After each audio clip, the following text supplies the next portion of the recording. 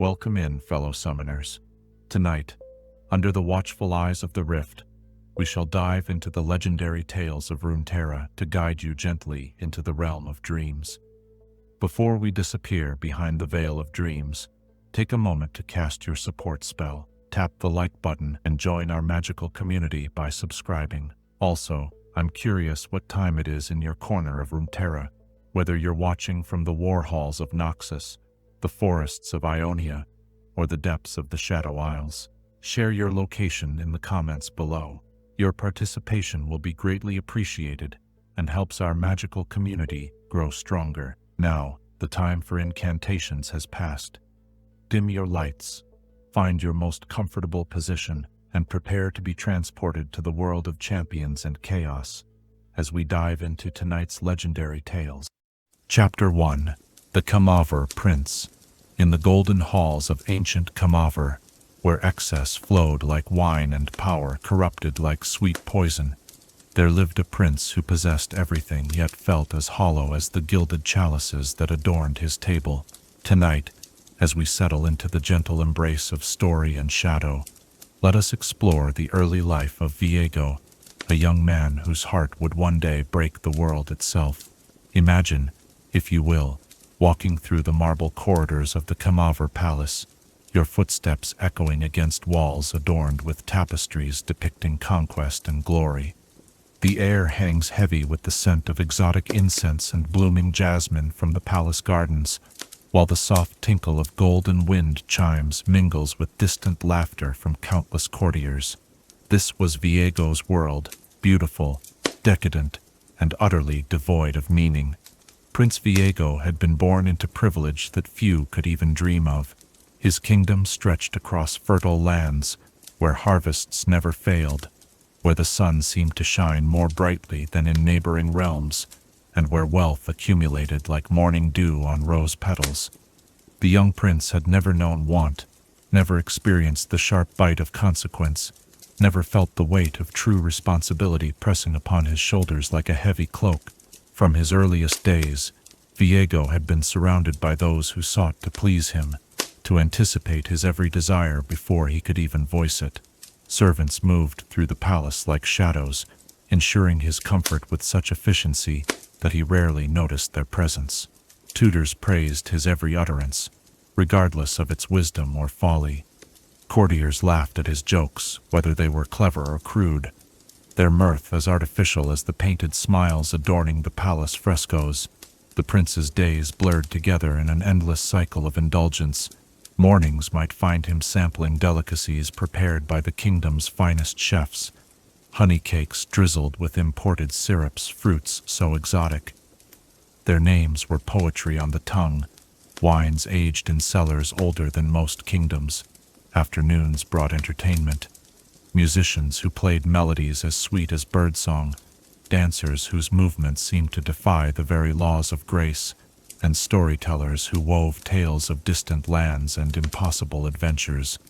Yet for all this splendor, young Viego felt a gnawing emptiness that no amount of luxury could fill.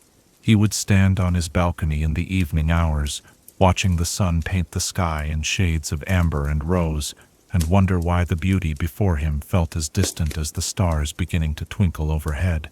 The laughter from his feast seemed to ring hollow in his ears, like coins dropped into an empty well. The prince tried to fill this void in ways that would have scandalized lesser nobles.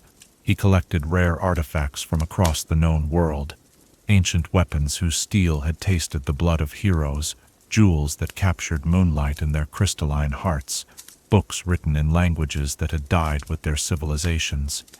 His chambers overflowed with these treasures, yet they brought him no more satisfaction than yesterday's meal brings nourishment to today's hunger. Viego surrounded himself with companions who shared his appetite for excess. Together, they would hunt the most dangerous beasts in the royal preserve, their arrows seeking not just prey, but some elusive sense of purpose. They would race their finest horses across countryside that belonged to them by right of birth, the thunder of hooves matching the rhythm of hearts that beat but felt no true passion. In the palace's grand ballroom, they would dance until dawn with partners chosen more for their beauty than their character. their movements as empty of meaning as the prince's own existence. The young man's restlessness grew with each passing season. He would wander the palace at night when sleep eluded him, his bare feet silent against the cool marble floors, moonlight streaming through tall windows to cast everything in silver and shadow. Sometimes he would pause before the portraits of his ancestors, kings and queens who had built this kingdom, who had known war and peace, triumph and tragedy. Their painted eyes seemed to follow him with expressions that might have been disappointment or perhaps pity. Viego's father, the king, watched his son's aimless pursuits with growing concern. Here was a young man, blessed with intelligence, charm, and every advantage life could offer, yet he drifted through his days like a ship without anchor or destination. The king had seen this malaise before in the sons of other noble houses, young men so insulated from consequence that they never learned to value anything, including themselves. Power without purpose is merely privilege. The king would tell his son during their infrequent conversations in the royal study, surrounded by maps of their realm and ledgers recording its prosperity. A crown weighs nothing until you understand what it represents. But Viego would nod politely and return to his diversions, the words sliding off him like rain from silk. The prince's reputation spread beyond Camavor's borders, painting him as a figure both envied and pitied. Other kingdoms spoke of the spoiled royal who had everything yet seemed to want for nothing because he had never learned to truly want anything at all. Visiting dignitaries would return to their own courts with tales of Viego's extravagance, his casual waste of resources that could feed entire villages, his apparent inability to find joy in blessings that others could only dream of possessing. Yet, beneath the layers of indulgence and ennui, something deeper stirred in Viego's heart, a longing he could not name, an emptiness that seemed to echo with possibilities he had never imagined.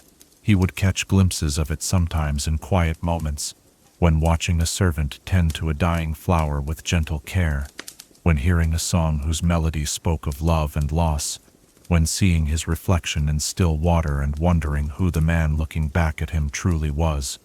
The palace gardens became his refuge during these contemplative moods. Here, among paths lined with moonflowers and pools that reflected the stars, he could almost feel the pulse of something real and vital. The night-blooming jasmine would release its perfume into the darkness, and for brief moments, Viego would sense that there was more to existence than the gilded cage of his birthright. Little did the young prince know that change was already approaching, moving toward him with the inevitability of dawn after the longest night. Somewhere in his kingdom, a young woman was learning the ancient art of weaving, her gentle hands creating beauty from simple threads, her heart carrying a light that would soon illuminate the darkness in his own soul. The emptiness that plagued Viego would soon find its answer, though the cost of that fulfillment would prove greater than any price he could have imagined. As servants extinguished the palace lanterns and Camavor settled into the velvet embrace of night, Prince Viego would retire to chambers filled with treasures that brought him no treasure, surrounded by luxury that felt like poverty of the spirit. He would lie upon silk sheets softer than clouds, staring at a ceiling painted with scenes of mythical romance, and wonder if he would ever feel anything as deeply as the painted lovers seemed to feel for each other. The irony was not lost on the universe itself, that a man who had everything would soon risk everything for the one thing he had never possessed. A love so pure and transformative that it would remake both his soul and his kingdom. In the gentle quiet of those final nights before his world changed forever, Viego slept the sleep of the innocent, unaware that his heart was preparing for awakening that would echo through the ages. In this contemplative hour, as we consider the early days of the prince who would become the ruined king, perhaps we might wonder, what does it mean to truly want something when you have never known the experience of lacking anything? How does a heart learn to love when it has been fed only indulgence and never known genuine hunger? Chapter 2. The Light That Changed Everything. In the tapestry of fate, some threads shine brighter than others, and it is often the simplest strand that transforms the entire weaving. On a morning when spring painted Camavoran in soft pastels and the air carried promises of renewal, Prince Viego encountered a light that would forever change the darkness within his soul. Let us follow the path of this fateful meeting, where love first bloomed in a heart that had never known its true power. The day began like countless others in Viego's privileged existence. Sunlight streamed through the tall windows of his chambers, casting geometric patterns across marble floors that had been polished to mirror-like perfection. The prince had awakened with that familiar weight of purposelessness settling over him like a shroud. Another day stretching ahead, filled with diversions that would fail to divert, pleasures that brought no pleasure. Yet something felt different this morning, though Viego could not name what stirred in the air around him. Perhaps it was the way the light seemed softer, more golden than usual, or how the bird song from the palace gardens carried a melody that spoke of new beginnings. Even his reflection in the ornate mirror seemed somehow expectant, as if the universe itself was holding its breath for what was to come. The prince's wanderings that day took him beyond the familiar confines of the palace proper, through courtyards where fountains sang their eternal songs, and into the outer districts where the kingdom's craftspeople plied their trades. This was not unusual. Viego often sought distraction in observing the lives of those who seemed to find purpose in their work, even if he could not understand what drove their contentment. The morning sun had climbed higher when Viego found himself standing before a modest shop whose windows displayed textiles of extraordinary beauty, silks that seemed to capture and hold light within their fibers, tapestries that told stories in thread and dye, garments that transformed simple cloth into poetry made manifest. The artistry displayed here surpassed even the finest works in the royal collection, each piece carrying a signature of care and devotion that spoke to something deeper than mere skill. It was then that he saw her. Isolde sat at her loom in the shop's interior, visible through the open doorway, like a vision from a dream. Her dark hair caught the morning light as it fell in gentle waves around her shoulders, and her hands moved across the threads with a dancer's grace, weaving patterns that seemed to breathe with life. There was something luminous about her presence, as if she carried her own source of warmth and light that had nothing to do with the sun streaming through the windows. She worked with complete absorption, her attention focused entirely on the emerging tapestry before her. The design taking shape under her skilled fingers depicted a garden in eternal spring, where flowers bloomed in impossible colors, and birds with jeweled wings perched among branches, heavy with fruit that seemed good enough to pluck from the very threads. But it was not the beauty of her work that stopped Viego's breath. It was the expression of pure joy that illuminated her face as she created. Here was someone who had found in her craft what he had searched for in 1,000 diversions. The contentment that radiated from her was not the shallow satisfaction of accomplished technique, but something deeper, the peace of a soul aligned with its purpose, the happiness of hands that created beauty for the simple love of creation itself.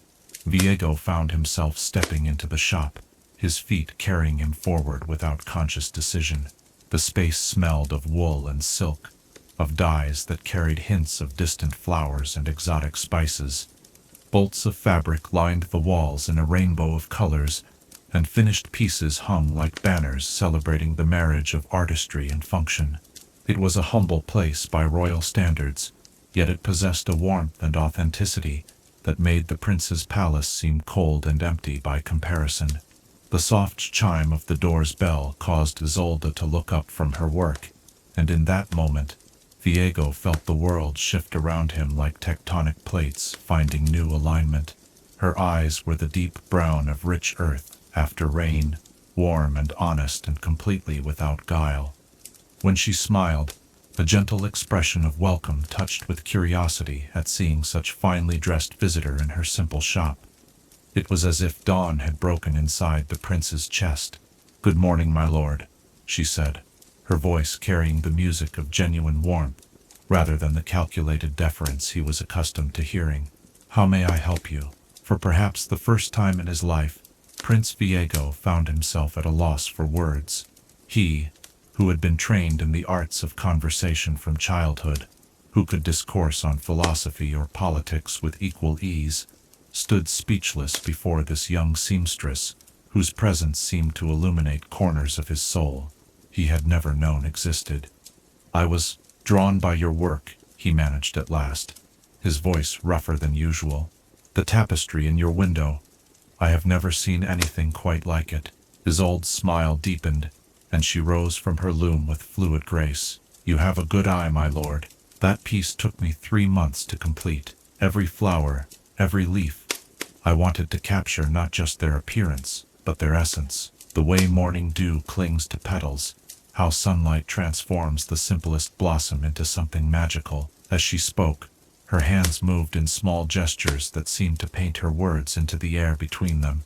Viego watched, fascinated, as she described her process with the passion of someone who had found their calling. Here was a person who spoke of threads and dyes with the reverence others reserved for precious gems, who saw in simple materials the potential for transformation into something transcendent. "Would you like to see how it's done?" Isolde asked, perhaps sensing his genuine interest beneath the princely facade. Many nobles are curious about the crafts, though few take the time to truly understand them. She led him to her loom, where the garden tapestry waited half-finished, its incomplete sections marked by the careful placement of threads that would eventually bloom into new wonders. With patient hands, she showed him how the warp and weft combined to create not just fabric but narrative, how colors could be layered to create depth and shadow, how the tension of each thread affected the whole. "Each fiber matters," she explained, her fingers selecting threads with the precision of a master musician choosing notes. "Too loose, and the image loses its strength. Too tight, and it becomes rigid, lifeless. The art is in finding the perfect balance, the exact tension that allows beauty to emerge." As she worked, Viego found himself studying not just the technique, but the woman herself. There was a serenity about Isolde that he had never encountered before, a centeredness that seemed to anchor her to something solid and real. She did not seek to impress or please him, did not calculate her words for their effect. She simply was, authentic and present in a way that made the prince acutely aware of how much of his own life had been performance. Hours passed without his notice, the prince lost in the simple pleasure of watching creation unfold under skilled hands. Isolde spoke of her art with the same passion poets reserved for their verses, explaining how different regions produced threads with distinct characteristics, how the phase of the moon could affect the way certain dyes set, how the intentions of the weaver became somehow embedded in the finished work. "My grandmother taught me that cloth remembers," she said, her voice soft with memory. "Every touch, every emotion of its maker becomes part of its story. That's why the finest textiles seem alive, because they carry within them the love and care of human hands." The prince found himself sharing details of his own life that he had never voiced before, not the official version of royal duties and ceremonial functions, but the truth of his restlessness, his sense of living without purpose, his longing for something real in a world of artificial pleasures. Isolde listened without judgment, her understanding evident in the way she nodded at precisely the right moments, the way her eyes reflected genuine compassion for his struggles. When the afternoon sun began to slant through the shop windows at steep angles, painting everything in amber and gold, Viego realized he had spent the entire day in this humble place. More remarkably, he had enjoyed every moment, not with the frantic pleasure-seeking that usually drove his diversions, but with a quiet contentment he had never experienced before. "I should return to the palace," he said reluctantly, though every fiber of his being resisted the thought of leaving this sanctuary of authenticity. "Of course, my lord," Isolde replied, but there was something in her expression, a flicker of what might have been disappointment, that made his heart leap with sudden hope. "Perhaps I might return tomorrow?" he asked, the question carrying more weight than a simple inquiry about shop hours. "To see more of your work?" Her smile was like sunrise breaking over mountains. "I would be honored, my lord. There is always more beauty to discover if one knows how to look for it." As Viego walked back through the palace gates that evening, his steps felt lighter than they had in years. The The familiar surroundings seemed somehow different, not changed in their physical reality, but transformed by the new perspective he carried within him. The gold and marble that had once felt like a beautiful prison now simply seemed less important, overshadowed by memories of warm brown eyes and gentle hands that created wonders from simple threads. That night, sleep came easily for the first time in memory, and his dreams were filled with gardens where impossible flowers bloomed in endless spring, tended by a figure whose face held all the light missing from his own existence. Prince Viego had discovered something worth waking up for, though he did not yet understand that this same love would one day drive him to choices that would wake horrors that should have remained forever sleeping.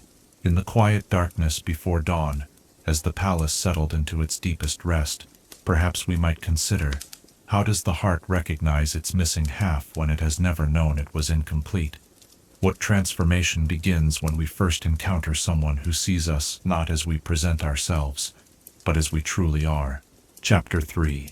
The Poison's Kiss. Love, when it blooms true and deep, transforms not just hearts but entire worlds around them.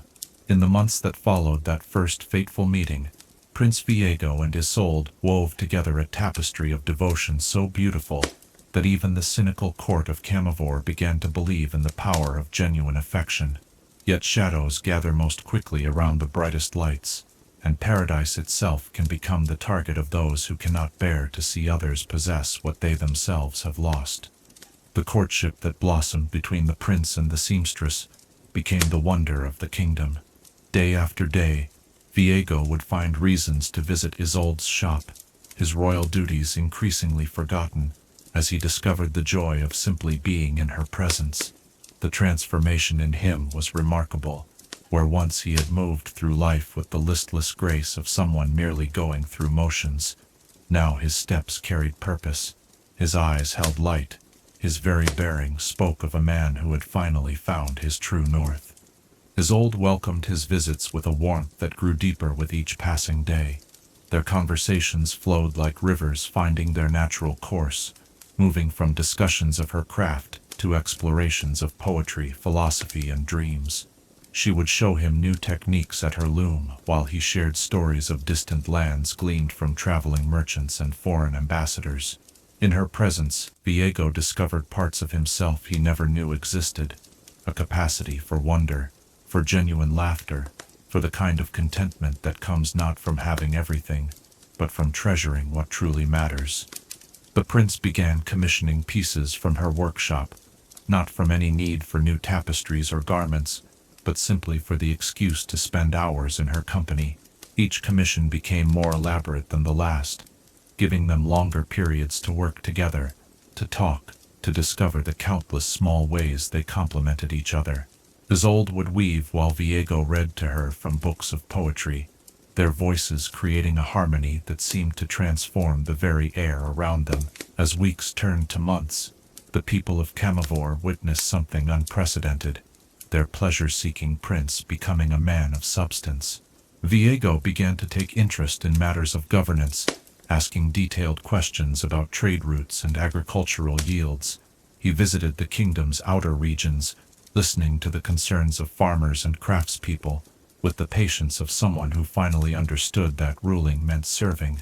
The change was so marked that even his father, the old king, began to hope that his son might yet become the leader Camavoran needed. "She has worked a kind of magic on you," the king observed one evening, as they walked together through the palace gardens. "This seamstress of yours, she has done what all my teachings could not accomplish." Viego smiled, expression of such pure happiness that it seemed to illuminate the twilight around them. "She has shown me what it means to truly live, father. For the first time, I understand why the poets write of love, as if it were the most precious treasure in all the world." The engagement, when it came, surprised no one, and delighted everyone, at least everyone, whose heart was not poisoned by envy. Viego proposed not with the grand spectacle expected of royal betrothals, but in the quiet intimacy of Isolde's workshop, offering her a ring he had designed himself. The band was woven gold, crafted to echo the patterns of her looms, set with a stone that seemed to hold captured starlight. "I have nothing to offer you but my heart," he said, kneeling among the silks and threads that had become as sacred to him as any cathedral. "But if you will have it, it is yours completely, for all time." Isolde's acceptance came not in words but in tears of joy that caught the afternoon light like diamonds. When she finally spoke, her voice carried the certainty of someone who had found her destiny. "Yes, my love. In this life, and whatever may come after." Their wedding was a celebration that transformed all of Camavoran. The ceremony took place not in the grand cathedral where royal marriages were traditionally held, but in the palace gardens among the flowers that Isolde loved to recreate in her tapestries. She wore a gown of her own creation, a masterpiece of silk that seemed to flow like liquid moonlight, embroidered with threads of silver and gold that caught the sunlight and made her appear as if she were clothed in captured starfire. The months that followed their marriage were perhaps the happiest in Camavoran's long history. King Viego, for he had taken the crown when his father passed peacefully in his sleep, ruled with wisdom born of love. Queen Isolde brought her own gentle influence to court, championing the arts and crafts, establishing workshops where the kingdom's young people could learn trades that would bring both beauty and prosperity to their lives. Their love was a tangible thing, visible in the way they moved together, as if connected by invisible threads, in how their conversations carried the easy intimacy of two souls who had found their perfect match. Isolde would continue her weaving, now with the finest materials from across the known world, while Viego would handle matters of state with the steady wisdom of a man anchored by purpose. In the evenings, they would walk together through gardens that seemed to bloom more vibrantly in response to their happiness. But in the shadows of even the most perfect paradise, ancient hatreds and bitter jealousies take root.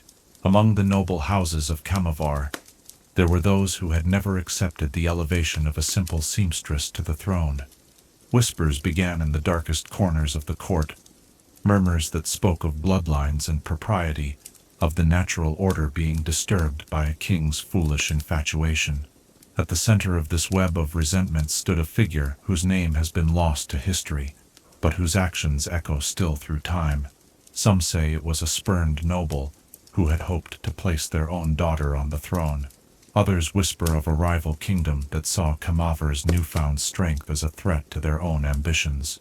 What matters is not the identity of the assassin, but the poison that burned in their heart, a toxic mixture of envy and hatred that could not bear to see love triumph over their own bitter expectations. The attack came on an evening when the royal couple had retired to their private chambers, exhausted from a day of audiences and diplomatic meetings. Isolde sat at her personal loom, working on a piece meant as a gift for her husband, a tapestry depicting the story of their love, from their first meeting to their wedding day. The threads seemed to sing under her fingers as she wove, the image taking shape with all the skill and devotion she could pour into it. Viego had fallen asleep in a chair nearby, a book of poetry still open in his lap, lulled by the gentle rhythm of her work and the contentment that had become his constant companion. The scene was one of such perfect domestic bliss that it might have been lifted from the very tapestries Isolde created, two people so completely at peace in each other's presence that the rest of the world seemed to fade into insignificance. The assassin struck without warning, moving like a shadow given form. The blade that found its mark was not ordinary steel, but something far more sinister, a weapon forged in hatred and quenched in poison, so virulent that even the smallest scratch would prove fatal. The scene was one of such perfect domestic bliss that it might have been lifted from the very tapestries Isolde created, two people so completely at peace in each other's presence that the rest of the world seemed to fade into insignificance. The assassin struck without warning, moving like a shadow given form. The blade that found its mark was not ordinary steel, but something far more sinister, a weapon forged in hatred and quenched in poison so virulent that even the smallest scratch would prove fatal. It caught Isolde between her shoulder blades as she worked, the point sliding between ribs with surgical precision. Her cry of pain woke Viego instantly, and the sight that greeted him shattered something fundamental in his soul. Isolde lay crumpled beside her loom, the threads of her unfinished tapestry scattered around her like the remnants of broken dreams. The assassin had vanished as quickly as they had appeared, leaving no trace save the terrible wound that already showed the black tracery of poison spreading through her veins. Isolde? Viego's voice broke on her name as he gathered her into his arms, his hands immediately stained with blood that seemed darker than any natural crimson. Guards, healers, someone help her. But even as the palace erupted into chaos around them, even as the kingdom's finest physicians rushed to their aid, Viego could see the terrible truth written in his beloved's failing color. The poison was unlike anything the healers had encountered. It seemed to feed on life itself, spreading through her system with malevolent purpose. For 3 days and nights, Viego did not leave Isolde's bedside. He held her hand as fever racked her body, whispered words of love and encouragement as the poison slowly claimed her strength. The kingdom's best healers worked tirelessly, trying every cure and remedy known to their arts, but the toxin had been crafted specifically to resist such interventions. "My love," Isolde whispered on the final night, her voice barely audible above the sound of her labored breathing. "Do not let this darkness consume you. Promise me you will remember the light we shared, not the shadow that takes it away." But Viego was already drowning in despair so complete that her words could not reach him. All he could see was the woman who had given meaning to his existence slipping away, taking with her every hope, every dream, every reason he had found to live. The transformation that love had worked in him began to reverse itself, but instead of returning him to his former empty existence, it twisted into something far darker. "I will not let you go," he vowed, his voice carrying a desperation that seemed to make the very walls of the chamber tremble. "I will find a way to save you, no matter what it costs, no matter what I have to do." As Isolde's breathing grew shallower, and the poison completed its terrible work, King Viego held her close, and felt something break inside him that would never heal. The love that had been the making of him became, in that moment of ultimate loss, the seed of destruction that would one day consume, not just his own soul, but the souls of countless others. In the depths of grief that knows no bounds, what promises do we make that our hearts cannot possibly keep? When love transforms into desperate obsession, what lines become invisible that should never be crossed? Chapter 4. The Blessed Isle's Promise. When hope dies, desperation takes its place, and desperate hearts will grasp at legends as drowning souls clutch at shadows on the water's surface. In the terrible days following Isolde's death, as King Viego held her still form and refused to accept the finality of poison's kiss, whispers reached his ears of a place where death itself had no dominion. "Tonight, let us follow the path of a king's impossible quest, where love transformed into obsession would lead him to violate the most sacred of sanctuaries." The silence in the royal chambers was more profound than any sound Viego had ever heard. Isolde lay upon their bed, her skin pale as fresh snow, her hands folded peacefully over the silk gown she had worn on their wedding day. The palace physicians had done what they could, but death is a threshold that mortal medicine cannot breach. Yet Viego sat beside her still form, his eyes red from sleepless vigil, his voice hoarse from speaking to someone who could no longer hear. "This cannot be the end," he whispered, his fingers intertwined with hers, willing warmth back into flesh that had grown cold. "We had so little time together, my love. So much we planned to do, so many dreams we meant to weave into reality. The gods cannot be so cruel as to take you from me now." For 7 days, the king refused to let them prepare Isolde's body for burial. The court stood helpless as their monarch descended into a grief so complete that it seemed to drain color from the very walls around him. Food went untouched, royal duties were abandoned, and the kingdom began to whisper of a king who had lost not just his queen, but his sanity as well. It was on the 8th day that salvation seemed to arrive in the form of an ancient scholar named Caleb. a man whose beard was white as winter frost, and whose eyes held the weight of accumulated centuries. He had traveled from the far reaches of the kingdom upon hearing of the queen's death, carrying with him books and scrolls that spoke of mysteries beyond the common understanding of life and death. "My king," the old man said, bowing low despite his obvious frailty, "I bring word of hope from the oldest chronicles. There exists a place where the very springs of life flow eternal, where death has never set foot and healing flows like water from sacred wells." Viego looked up from his vigil, and for the first time since Isolde's passing, light flickered in his hollow eyes. "Speak quickly, old man. If you bring me false hope, I will have you thrown from the highest tower." Caleb spread his ancient texts across a nearby table, their pages yellow with age and covered with script in languages that predated the founding of kingdoms. "The Blessed Isles, your majesty, hidden in the eastern seas, shrouded by mists that turn away all but the most determined souls. It is said that the very air there pulses with life energy so pure that wounds heal at a touch, that age itself cannot find purchase on those sacred shores." The scholar's voice grew reverent as he continued, reading from texts that spoke of a paradise untouched by the corruption of the mortal world. "The Isles exist outside the normal flow of time, my king. There, the trees bear fruit that never rots, flowers bloom eternal, and the springs that feed the land carry within them the essence of creation itself. Legend speaks of the waters of life, a font so blessed that no poison can survive its touch, no wound resist its healing power." Viego leaned forward, his entire being focused on the old man's words, with the intensity of starving eyes fixed on bread. "You speak of legends, scholar. I need certainty. I need proof that this place exists." From the depths of his travel pack, Caleb produced a vial no larger than a child's fist, filled with water that seemed to hold light within its crystalline depths.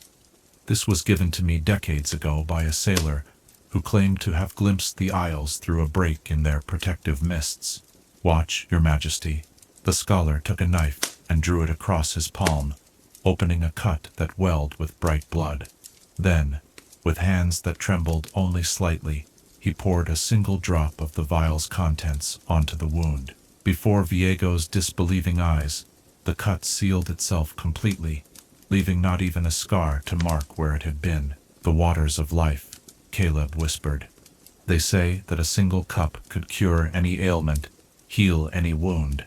Even," he paused, seeming to struggle with the enormity of what he was about to suggest, "even reverse death itself, if taken soon enough after the soul's departure." The silence that followed was broken only by the soft sound of Viego's breathing, each exhale carrying the weight of a decision that would echo through eternity. When he finally spoke, his voice carried a certainty that brooked no argument, no hesitation. "Prepare the fastest ship in my fleet.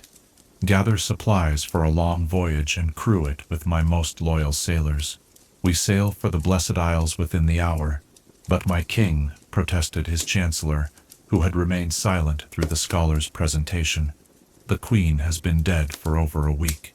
Surely even these magical waters cannot—" "She is not dead," Viego snarled, his composure cracking to reveal the desperate obsession beneath. "She sleeps, waiting for me to save her.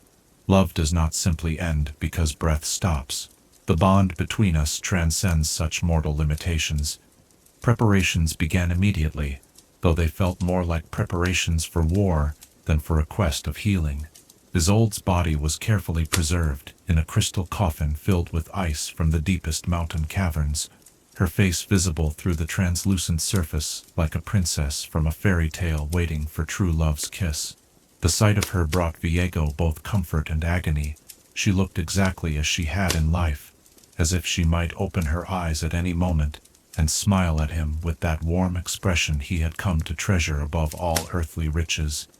The ship that carried them eastward was Camavoran's finest, its sails emblazoned with the royal colors and its hull reinforced to withstand the storms that legend claimed protected the Blessed Isles from unwary visitors.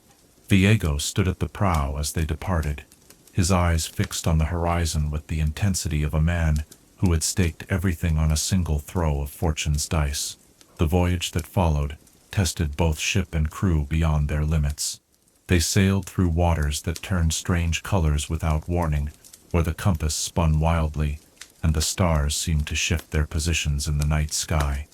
Twice they were caught in storms of such ferocity that even the most experienced sailors began to whisper prayers to gods they had not honored since childhood. But Viego's will drove them forward, his desperate determination becoming the anchor that held them steady when all else threatened to dissolve into chaos. "She waits for me," he would say to any who expressed doubt, his hand resting on the crystal coffin that had been secured in the ship's most protected chamber. "Isolde waits for me to bring her home. I will not fail her. I cannot fail her." On the 20th day of their voyage, when supplies were running low, and several crew members had begun to mutter about turning back, the mists appeared. At first, they seemed like an ordinary fog bank, pale and shifting on the morning horizon, but as the ship drew closer, the mists revealed their true nature, walls of pearl-white vapor that rose from the sea like the breath of sleeping gods, hiding mysteries that the world was not meant to see. The temperature dropped as they entered the mist, and the very air began to tingle with energy that made the hair on their arms stand upright. Sounds became muffled and strange, as if they were traveling not just through fog, but through the spaces between reality itself. The ship's timbers creaked with noises they had never made before, and the sails billowed with winds that seemed to blow from directions that did not exist. Then, like a curtain being drawn aside by invisible hands, the mists parted to reveal a sight that stole the breath from every man aboard. The Blessed Isles stretched before them in impossible beauty, islands connected by bridges of living coral that arched gracefully over waters so clear they could see fish swimming in depths that should have been black with shadow. Trees rose like cathedral spires, their leaves shimmering with colors that had no names, while flowers of impossible size and beauty carpeted meadows that seemed to glow with their own inner light. "By all the gods," whispered the ship's captain, a man who had sailed every sea known to cartographers and thought he had seen all the wonders the world could offer. "It's real. It's all real." But Viego had eyes only for the structure that dominated the largest island, a temple of white stone that seemed to pulse with gentle radiance, surrounded by gardens where the very grass looked emerald enough to be precious gems. At the temple's heart, visible even from their distant vantage point, was a pool that caught and reflected light in ways that defied natural law. "The waters of life," he breathed. And in those words was all the hope and desperation that had driven him across impossible seas. "Isolde, my love, I have found salvation for us both." As their ship approached the sacred harbor, figures began to appear on the shoreline, tall, graceful beings robed in flowing garments that seemed woven from moonlight itself. These were the guardians of the Blessed Isles, timeless sentinels who had protected the sanctity of this place since the world was young. Their faces bore expressions of concern as they watched the arrival of mortals, driven by purposes they could not yet understand. The king of Camavoran stood at the prow of his ship, his beloved's crystal coffin gleaming in the strange light of paradise, and felt the first stirrings of hope he had known since poison claimed his heart's desire. Before him lay salvation, redemption, and the promise of eternal love restored. He could not yet see that he also carried with him the seeds of paradise's destruction, the grief-born obsession that would transform blessing into curse and love into the engine of universal sorrow. In our darkest moments of loss, what sacred boundaries are we willing to cross for those we love? When hope takes the form of ancient legends and impossible promises, do we question the price of miracles too closely, or do we rush forward into mysteries that perhaps should remain forever hidden? Chapter 5. The Waters of Life Defiled. There are moments in history when a single choice splits the world like lightning splits the sky, forever dividing what was from what can never be again. On the sacred shores of the Blessed Isles, as ancient guardians watched with growing alarm, King Viego approached the holiest sanctuary with love corrupted into obsession and grief. transformed into desperate defiance. Let us witness the moment when paradise died, when one man's inability to accept loss unleashed a curse that would echo through eternity. The guardians of the Blessed Isles emerged from their temple like living embodiments of dawn itself, their forms tall and graceful, clothed in robes that seemed woven from captured starlight. Their faces bore the timeless beauty of beings who had never known death or decay. Yet as they beheld the mortal king carrying his crystal burden, expressions of profound concern creased their immortal features. They had sensed the approaching disturbance long before Viego's ship had pierced their protective mists, a wrongness that rippled through the sacred energies like a discordant note in a perfect symphony. "Hold, mortal king," spoke their leader, a figure whose voice carried the authority of eons and the gentleness of flowing water. "These shores are sacred, consecrated to life itself. No death has ever touched this place. No decay has ever found purchase in our soil. What you carry must not enter our sanctuary." Viego stepped onto the crystalline sand of the harbor, his arms cradling Isolde's coffin with the tenderness of one handling the most precious relic. Behind him, his crew remained aboard their ship, instinctively understanding that they stood at the threshold of something far beyond their comprehension.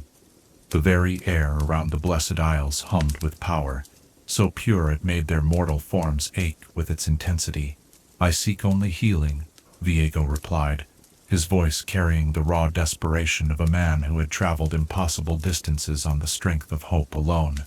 "My beloved was taken by poison, struck down by an assassin's blade meant for me.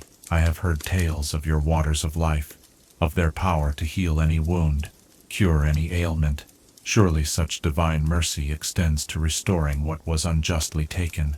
The guardian's expression grew heavy with ancient sorrow. "The waters you speak of are sacred beyond mortal understanding, King of Camavoran.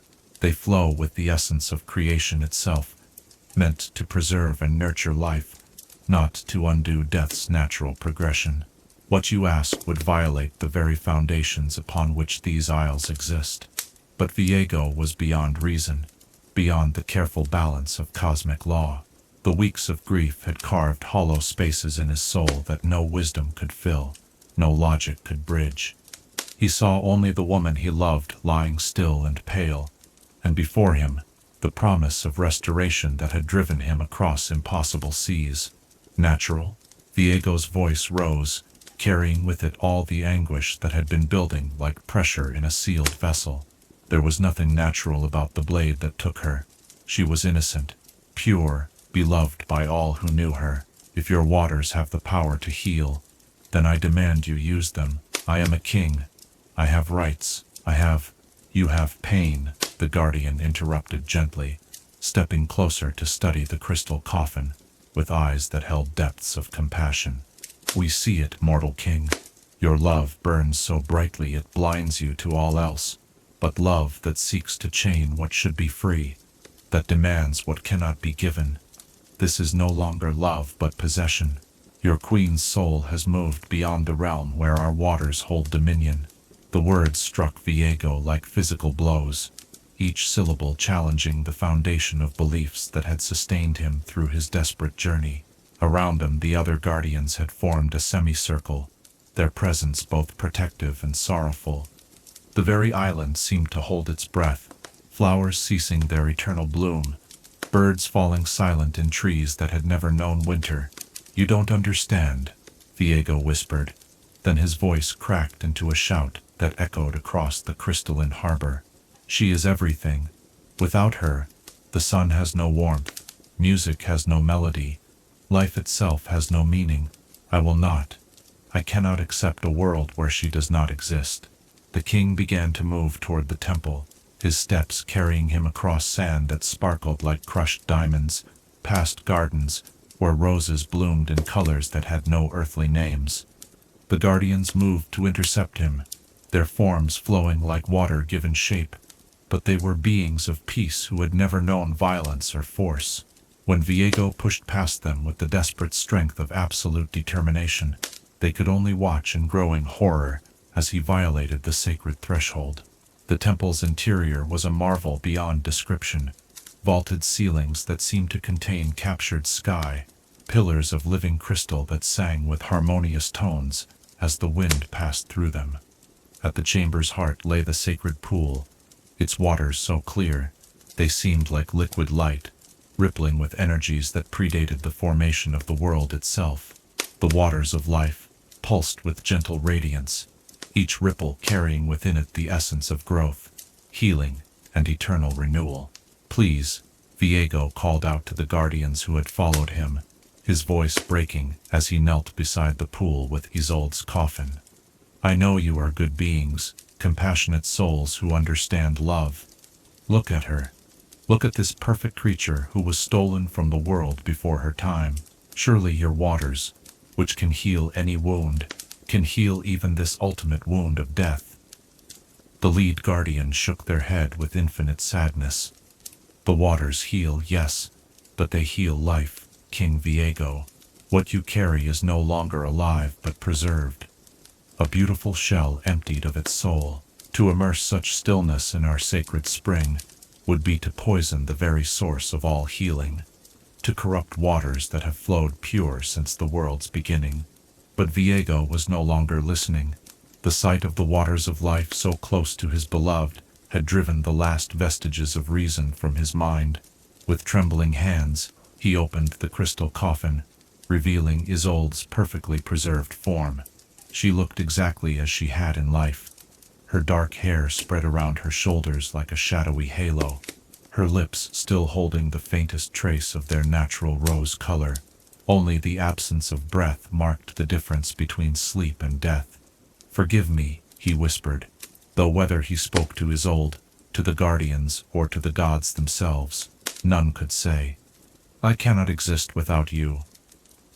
If this is wrong, if this brings damnation, then I choose damnation with you over paradise without you."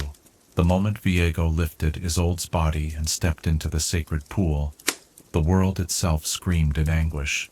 The waters of life, which had flowed pure and healing for millennia beyond counting, recoiled from contact with death as if touched by liquid fire. Where the sacred spring met lifeless flesh, the water began to darken, corruption spreading outward in waves that carried with them the antithesis of everything the Blessed Isles represented. "What have you done?" cried the lead guardian, their voice carrying horror beyond mortal comprehension. "The waters, they're turning. The corruption spreads." But even as darkness crept through the sacred pool like spilled ink, Viego felt a moment of wild hope. Isolde's eyes had opened. Those warm brown depths he had thought never to see again were gazing up at him with recognition. Her lips parted, as if to speak his name, and for one perfect instant, love seemed to have conquered even death itself. Then her expression changed, and Viego's triumph curdled into terror. The eyes that looked up at him held not love but horror, not recognition but revulsion. The woman who had been his salvation looked upon her resurrection with such profound disgust that her very gaze seemed to burn him. "What have you done to me?" Isolde's voice carried none of the warmth he remembered, only the cold emptiness of something that should not be. Before Viego could answer, before he could explain his desperate love and impossible hope, Isolde's form began to unravel like a tapestry pulled apart by careless hands. She dissolved into wisps of green-tinged mist that screamed as they scattered, her soul fragmenting and fleeing in all directions, as if her very essence rejected the violation that had brought her back. "No." Viego's cry shook the temple's crystal pillars, but his beloved was already gone, not returned to peaceful death, but scattered into something far worse. Her soul torn apart by the conflict between sacred waters and unholy resurrection. "Isolde, come back. I can fix this. I can." But the corruption was spreading beyond the pool now, racing through the temple's crystalline foundations like cracks in breaking glass. The sacred harmony that had maintained the Blessed Isle's perfection began to collapse as death found its first foothold in paradise. Flowers withered in their eternal beds, Trees groaned as their leaves turned black and fell, and the very air grew thick with the scent of decay. The guardians watched in helpless agony as their sanctuary died around them. Some tried desperately to contain the spreading corruption, pouring their own life essence into failing wards. Others simply stood in stunned silence, witnesses to the end of something that had been beautiful beyond words. All around them, the Blessed Isles began their transformation into something twisted and wrong, a realm where life and death existed in perpetual, agonizing conflict. And at the center of it all, Viego felt his own form changing as the corrupted waters worked their dark magic upon him. His flesh took on a spectral pallor, his heart ceased its beating yet somehow continued to feel, and his eyes began to glow with the same sickly light that now emanated from the defiled pool. He had become something between life and death, sustained by obsession and powered by a love so twisted it had become indistinguishable from hate. "What have I become?" he whispered, staring at hands that were both solid and translucent, at reflection in the dark waters that showed a face he no longer recognized. "What have I done?" The answer came, not in words but in the spreading destruction around him, in the screams of guardians being consumed by the very corruption they had tried to stop, in the sight of paradise transforming into nightmare. King Viego had sought to bring back his beloved, and instead had created hell itself. Last of the sacred light faded from the temple, and the Blessed Isles completed their transformation into the Shadow Isles. One truth became terrifyingly clear. Some acts of love are so selfish they destroy the very thing they claim to cherish, and some prices are paid, not by those who make the choice, but by entire worlds that had the misfortune to stand in the path of that choice's consequences. When love becomes obsession and refuses to accept loss, what sacred boundaries do we convince ourselves we have the right to cross? In seeking to undo what cannot be undone, do we create something far worse than the original tragedy we sought to heal? Chapter 6. The Ruination Unleashed. In the aftermath of Paradise's fall, when the last echoes of sacred harmony died away and corruption claimed dominion over what had once been blessed, a new and terrible realm was born. The Shadow Isles rose from the grave of the Blessed Isles like a malignant growth, spreading its influence beyond the boundaries of its cursed shores. And at the heart of this spreading darkness, King Viego underwent his final transformation, from man to monster, from lover to the eternal embodiment of obsessive grief. The corruption that had begun in the temple's sacred pool spread outward like ripples on a dark pond. But these ripples carried not water, but the very essence of decay and torment. Where the defiled waters touched the crystalline shores, the sand turned black as charcoal. Where they reached the eternal gardens, flowers withered and reformed as twisted mockeries of their former beauty, roses with thorns like razor blades and petals that bled when touched, trees whose branches writhed with phantom pain, and whose leaves whispered secrets that drove listeners mad. The guardians of the Blessed Isles, those timeless beings who had protected paradise since the world's youth, found themselves caught in the transformation's relentless tide.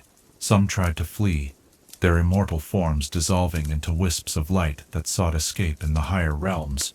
Others fought desperately to contain the spreading curse, pouring their own life essence into barriers that cracked and crumbled even as they formed them, but most simply stood in stunned horror as everything they had dedicated eternity to preserving died around them. Those guardians who could not escape the corruption's touch underwent transformations as terrible as they were complete. Their bodies of living light became prisons of spectral energy, their minds twisted by the impossible contradiction of death, claiming beings who had never known mortality. They became the first wraiths of the Shadow Isles, tormented spirits caught between existence and oblivion, their former nobility corrupted into hungry malevolence. But it was Viego himself who underwent the most profound change. Standing waist-deep in the defiled waters, where Isolde had dissolved into screaming mist, he felt his own mortal form begin to shift and warp. The corruption flowed into him like a tide of liquid anguish, rewriting the very essence of what he had been. His heartbeat, which had quickened with joy at Isolde's first smile, and broken with grief at her death, simply stopped. Yet somehow he continued to feel, to think, to burn with the obsessive love that had driven him to this moment. His flesh took on a spectral pallor, becoming translucent in places so that observers could see the ghostly light that now served as his blood. His eyes, once warm with human emotion, began to glow with the same sickly radiance that emanated from the corrupted waters. Most terrible of all, a wound appeared in his chest, a gaping hole where his heart should have been, surrounded by flesh that looked as if it had been torn away by claws of pure sorrow. "Isolde," he whispered, and his voice carried a resonance that had not been there before, deeper, more commanding, touched with the authority of one who had stepped beyond the boundaries of natural law. "Where are you? Why did you flee from me?" But even as he called her name, Viego could sense the truth that his mortal mind refused to accept. His old soul had not simply departed. It had shattered into countless fragments, scattered across the widening realm of corruption like pieces of a broken mirror. Each fragment carried within it a spark of her essence, but none contained the wholeness that had made her the woman he loved. The realization should have destroyed him, should have brought him to his knees in final, complete despair. Instead, it transformed his grief into something far more dangerous, an eternal purpose that would drive him through the centuries to come. If Isolde was scattered, then he would gather her pieces. If her soul was broken, then he would make it whole again. And if the world itself stood in his way, then the world would learn to fear the love of a dead king. As these thoughts crystallized in his transformed mind, the corruption around Viego responded to his will like an extension of his own body.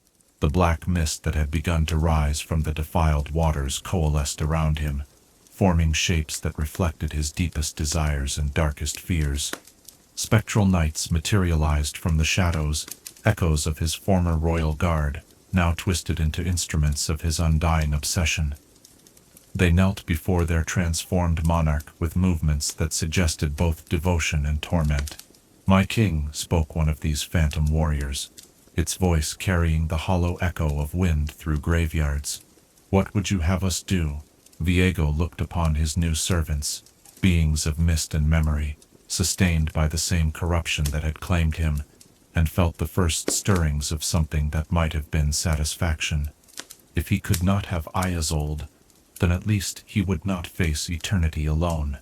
If the world had taken his beloved from him, then he would take its peace in return. "Spread the mist," he commanded, his voice carrying across the transformed landscape with the weight of absolute authority. "Let all the world know the sorrow that I have known. Let them feel the emptiness that consumed me when love was torn away. And search everywhere for traces of her essence. She is out there, scattered and lost, and we will find every piece." The black mist that rose from the Shadow Isles at Viego's command was unlike any natural fog or vapor. It carried within its roiling depths the concentrated essence of grief, loss, and obsessive love. Where it touched, the living felt their own sorrows magnified 100-fold. Memories of lost loved ones became as fresh and sharp as newly opened wounds. Parents saw the faces of children taken by disease. Lovers glimpsed the shadows of hearts that no longer beat, and even the happiest souls found themselves overwhelmed by melancholy they could not explain. But the mist's effects went beyond mere emotional manipulation. As it spread from the Shadow Isle's cursed shores, it began to carry with it fragments of the corruption that had claimed paradise. Coastal villages woke to find their harbors thick with black fog that turned their catch into writhing shadows. Ships that sailed too close to the expanding veil found their crews transformed into spectral echoes of their former selves, forever bound to serve the realm that had claimed them. The transformation of the Blessed Isles into the Shadow Isles created more than just a realm of undeath. It created a wound in reality itself, a place where the normal laws of existence broke down and reformed according to the twisted logic of grief without end. Time flowed differently there, sometimes rushing forward in moments of anguish, sometimes crawling to a near standstill during periods of hopeless searching. The very geography shifted according to Viego's emotional state, creating mazes of thorns when his anger flared and valleys of weeping stones when despair claimed him.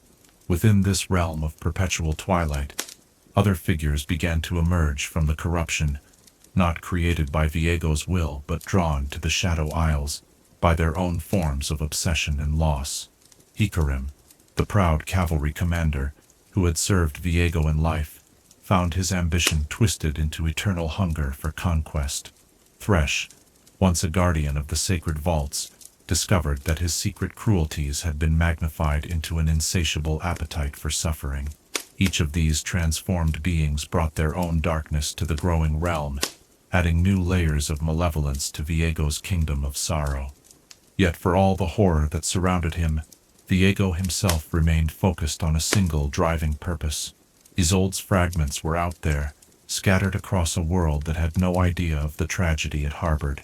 He could sense them sometimes, faint echoes of warmth and light that called to him across impossible distances.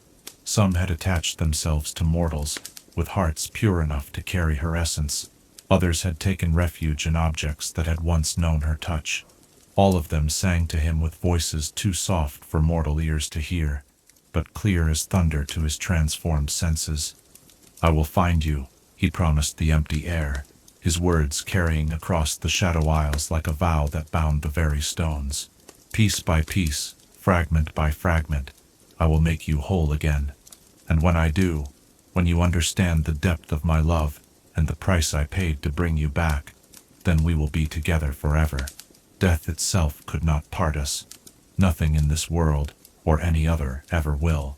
The ruined king stood at the heart of his transformed domain, surrounded by servants who had once been heroes and guardians, commanding powers that defied the natural order of life and death. The black mist continued to spread outward from the Shadow Isles, carrying his influence to distant shores, and bringing the touch of his eternal grief to lands that had never known such concentrated sorrow. But perhaps the most tragic aspect of Viego's transformation was not the power he had gained, or the realm he had corrupted. It was the fact that in seeking to preserve his love for Isolde, he had destroyed the very capacity for love within himself. What remained was obsession wearing love's face, possession masquerading as devotion, a hunger so vast it could swallow entire kingdoms and still cry out for more. The Blessed Isles were dead. Paradise had become purgatory, and at the center of it all, a king who had loved too well now, loved too wrongly to ever find peace. The ruination was complete, but its consequences had only just begun to unfold across a world that would learn to fear the sound of mist rolling in from cursed shores. In our deepest moments of loss, what becomes of us when we refuse to let grief transform into acceptance? When love becomes a prison rather than a gift? What hope remains for either the lover or the beloved who can never truly escape? Chapter 7.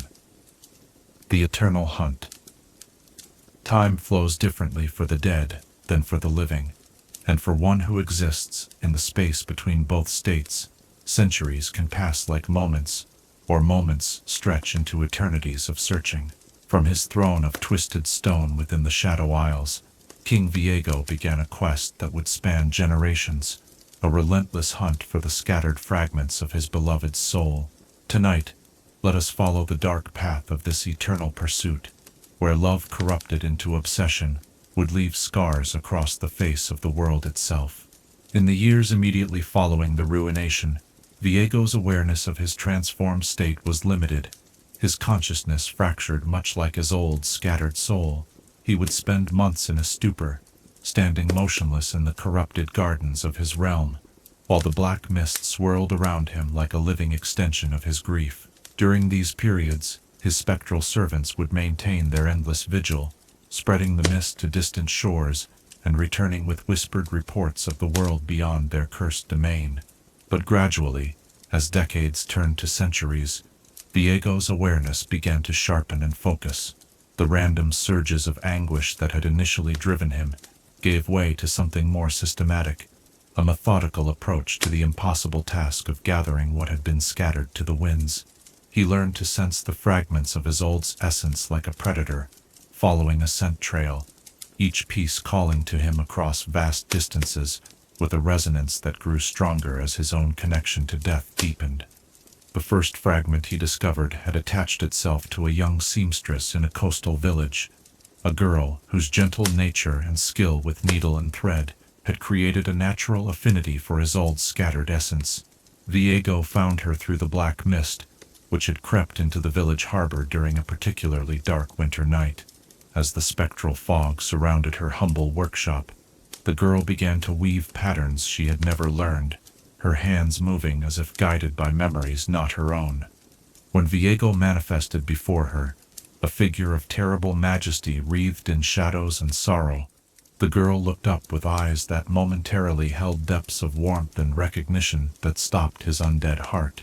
For one perfect instant, he saw Isolde looking back at him through mortal eyes, her essence shining through like sunlight through dark water. "My love," he whispered, reaching toward her with hands that trembled despite their spectral nature. "I have found you at last." But the moment his touch fell upon the girl, the fragment of Isolde's soul recoiled in horror.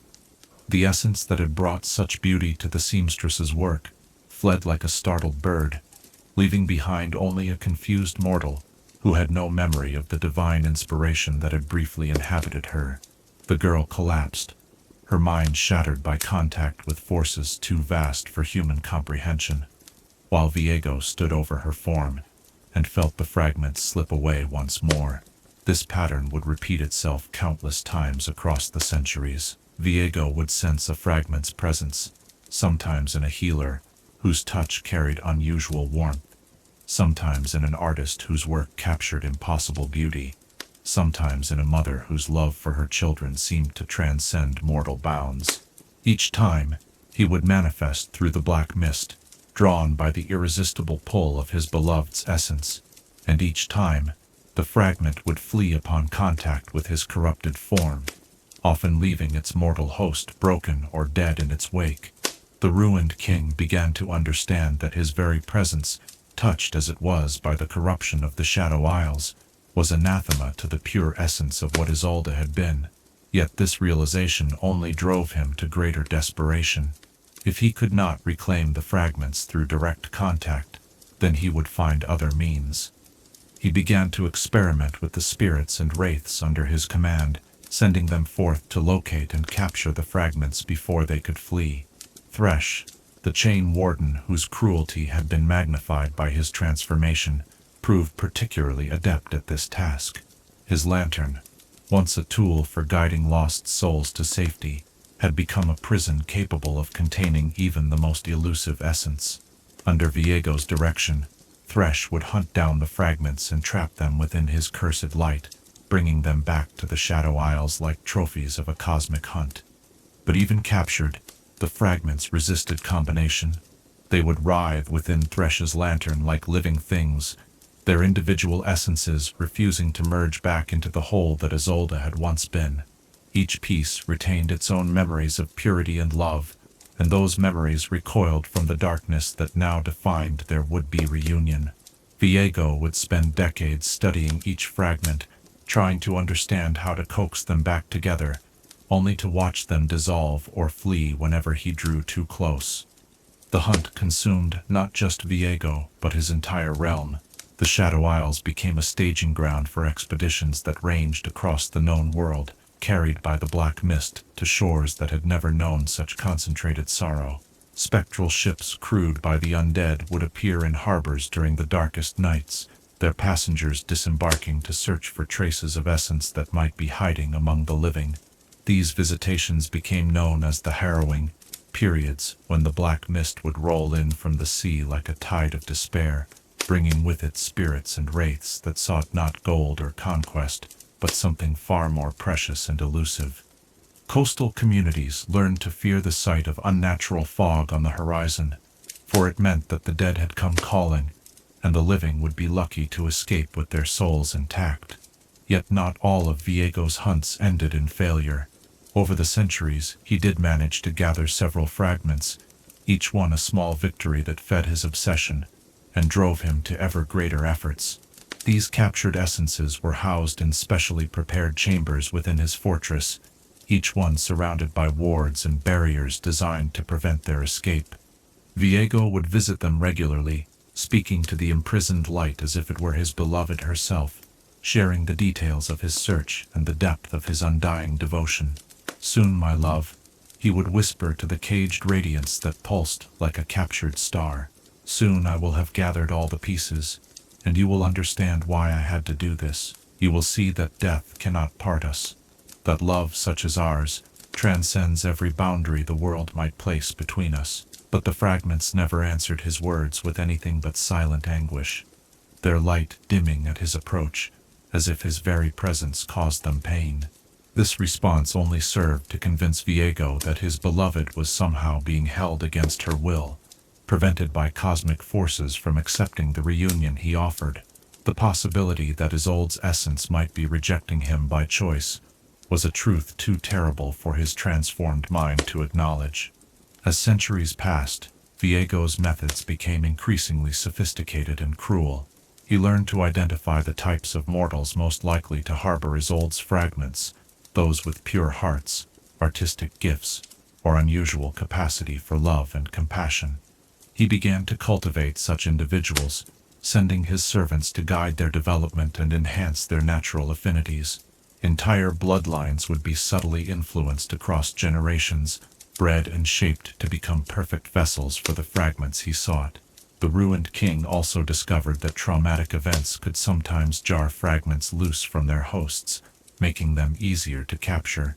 Wars, plagues, and disasters would often be accompanied by surges in the black mist, as Viego's servants took advantage of chaos and suffering to hunt for the essences that trauma might have shaken free. Some scholars began to theorize that the worst catastrophes in human history had been deliberately orchestrated by the Shadow Isles, though few dared voice such theories openly. With each fragment he captured, Viego's power grew, but so did his isolation from any semblance of his former humanity. The love that had once made him gentle and wise became a consuming fire that burned away everything else he had ever been. His servants, who had once been noble guardians and loyal knights, devolved into extensions of his will, creatures driven by the same obsessive hunger that defined their master. Yet perhaps the cruelest aspect of Viego's eternal hunt was how it perverted the very memories of what he sought to restore. Each fragment he captured was slightly changed by its captivity, tainted by contact with the corruption that surrounded him. The pure essence of Isolde's love became mixed with his own desperate need, her gentle nature shadowed by his relentless pursuit. Even if he succeeded in gathering every piece, the woman he would reassemble might bear little resemblance to the seamstress who had once brought light to his darkness. The ruined king stood at the center of his expanding web of influence, commanding forces that spanned continents and plotting strategies that stretched across centuries. His throne room, carved from the crystallized tears of the Blessed Isle's former guardians, echoed with the whispered reports of 1,000 spectral servants. Maps of the world covered in shifting patterns of light marked the locations where fragments had been sensed, captured, or lost again to his eternal frustration. "She is out there," he would tell his assembled court of shadows and sorrow. "Scattered but not destroyed, lost but not beyond reach. Every soul that feels love, every heart that knows compassion, these are the places where her essence hides. We will search them all, we will claim them all, and in the end, love will triumph over death itself." But in the depths of the Shadow Isles, in chambers where captured fragments pulsed with desperate light, a different truth whispered in languages only the dead could hear. The essence of Isolde did not flee because it was lost or confused. It fled because it recognized what Viego had become, and it recoiled in horror from the twisted reflection of the man it had once loved. The seamstress who had brought beauty to the world through gentle creation would never willingly become part of a reunion built on centuries of suffering and death. In our relentless pursuit of what we have lost, when does devotion become destruction? How many innocent souls can be sacrificed on the altar of one person's inability to accept that some endings, no matter how painful, must be final? Chapter 8. The Sentinels' Vigil. In the darkest hours of human history, When evil seems poised to claim dominion over all that is good and pure, heroes emerge from the most unexpected places to stand against the tide of corruption. As the black mist spread from the Shadow Isles and Viego's hunt for his beloved's fragments brought suffering to shores across the world, a light began to kindle in response, not the cold radiance of spectral power, but the warm glow of mortal courage, choosing to face impossible odds. Tonight, let us honor those who took up arms against eternal darkness, who built a bulwark of hope against an ocean of despair. The first to recognize the true scope of the threat emerging from the Shadow Isles were not kings or generals, but the humble folk of coastal communities, who bore witness to the harrowing's earliest manifestations. Fishermen who had lost their nets to spectral hands, merchants whose cargo ships returned crewed by their own dead sailors, mothers whose children spoke in voices that belonged to the long departed. These were the people who first understood that something had gone fundamentally wrong with the natural order of life and death. In the port city of Dalmatia, then little more than a collection of fishing villages united by shared values of justice and protection, a young woman named Senna witnessed her first encounter with the black mist on a night when the fog rolled in like a living thing. She watched in horror as her neighbors became hollow-eyed echoes of themselves, their souls drawn partially into the spectral realm, while their bodies remained among the living. When the mist receded with the dawn, it left behind people who were forever changed, capable of seeing the dead, hearing whispers from beyond, touched by a connection to realms that mortals were never meant to perceive. Senna found herself among these marked souls, gifted or cursed, with the ability to see the Shadow Isles' influence wherever it manifested. She could perceive the spectral threads that connected Viego's servants to their master, could sense when fragments of Isolde's essence were near, could feel the growing corruption that spread like invisible poison through the world's spiritual fabric. What she saw filled her with determination rather than despair, for she recognized that knowledge of the enemy was the first step toward defeating it. Working with other survivors of the harrowing's touch, Senna began to develop techniques for combating spectral influence. They discovered that certain metals, when properly consecrated, could hold and channel light in ways that caused pain to wraiths and shadows. They learned to weave protective charms from materials that had never known death, silk from worms that died naturally, wool from sheep that lived their full span, silver mined by hands that had only ever created, never destroyed. But it was Senna's encounter with an ancient weapon that truly marked the beginning of organized resistance to the Shadow Isles. Hidden in the ruins of an old temple dedicated to forgotten gods of light and protection, she discovered a cannon unlike any other, a weapon that seemed to contain its own source of illumination, its metal surfaces inscribed with symbols that pulsed with warm radiance. When she first touched the weapon, visions flooded her mind, images of the Blessed Isles as they had been before corruption, memories of guardians who had once protected paradise with tools forged from pure light itself. The weapon, which Senna named Relic Stone for the sacred materials from which it was crafted, became both her signature armament and the template for other weapons that would follow. Under her guidance, smiths and enchanters began to create an arsenal designed specifically for fighting the spectral forces that emerged from the Shadow Isles. Each weapon was consecrated with rituals that bound light into its very essence, making it anathema to the darkness that Viego commanded. As word of Senna's discovery spread, others began to seek her out. Men and women who had lost loved ones to the harrowing, who had seen their communities touched by unnatural sorrow, who carried within themselves the burning desire to protect the innocent from spectral predation. They came from all walks of life, knights who had survived watching their orders consumed by black mist, scholars who had studied the nature of death and undeath, clerics whose faith in light and life had been tested by encounters with the Shadow Isles emissaries. Together they formed an organization that would become known as the Sentinels of Light, not an army in the traditional sense, but a network of guardians dedicated to watching for signs of spectral incursion and responding with swift, decisive action. They came from all walks of life, Knights who had survived watching their orders consumed by black mist, scholars who had studied the nature of death and undeath, clerics whose faith in light and life had been tested by encounters with the Shadow Isles emissaries. Together, they formed an organization that would become known as the Sentinels of Light. Not an army in the traditional sense, but a network of guardians dedicated to watching for signs of spectral incursion and responding with swift, decisive action. Their ranks included people who had never lifted a weapon in anger, alongside veteran warriors who had faced down the worst horrors imaginable. What united them was not martial skill but moral purpose, the unwavering belief that life was sacred, and that death, when it came naturally, should be peaceful and final. The Sentinels established outposts in cities and settlements across the known world, each one serving as both fortress and lighthouse against the spreading darkness.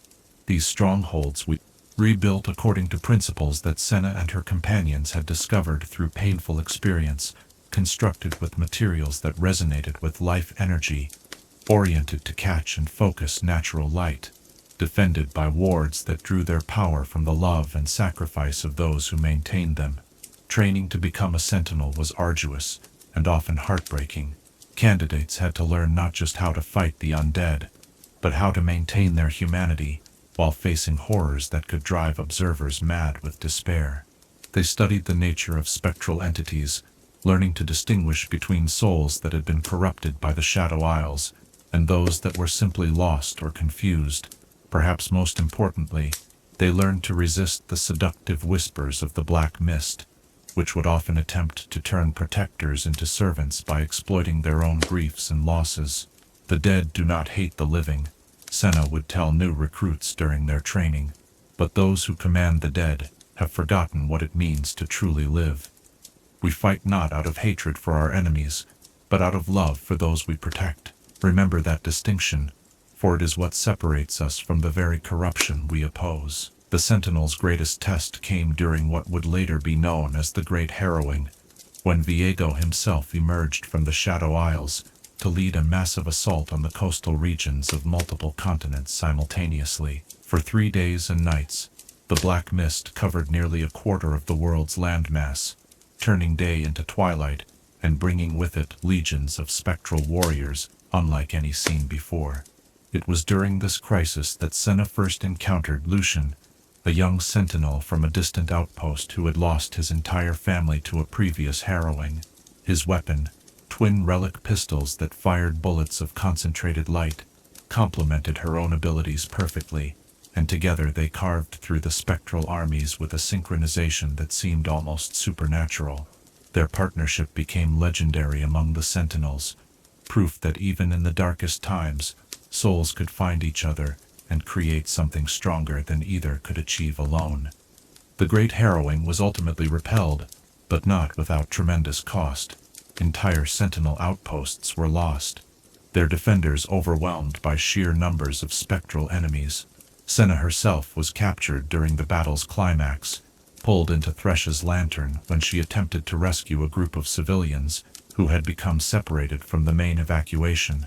Her disappearance left the Sentinels reeling, their most experienced leader and their most powerful weapon both lost to the enemy.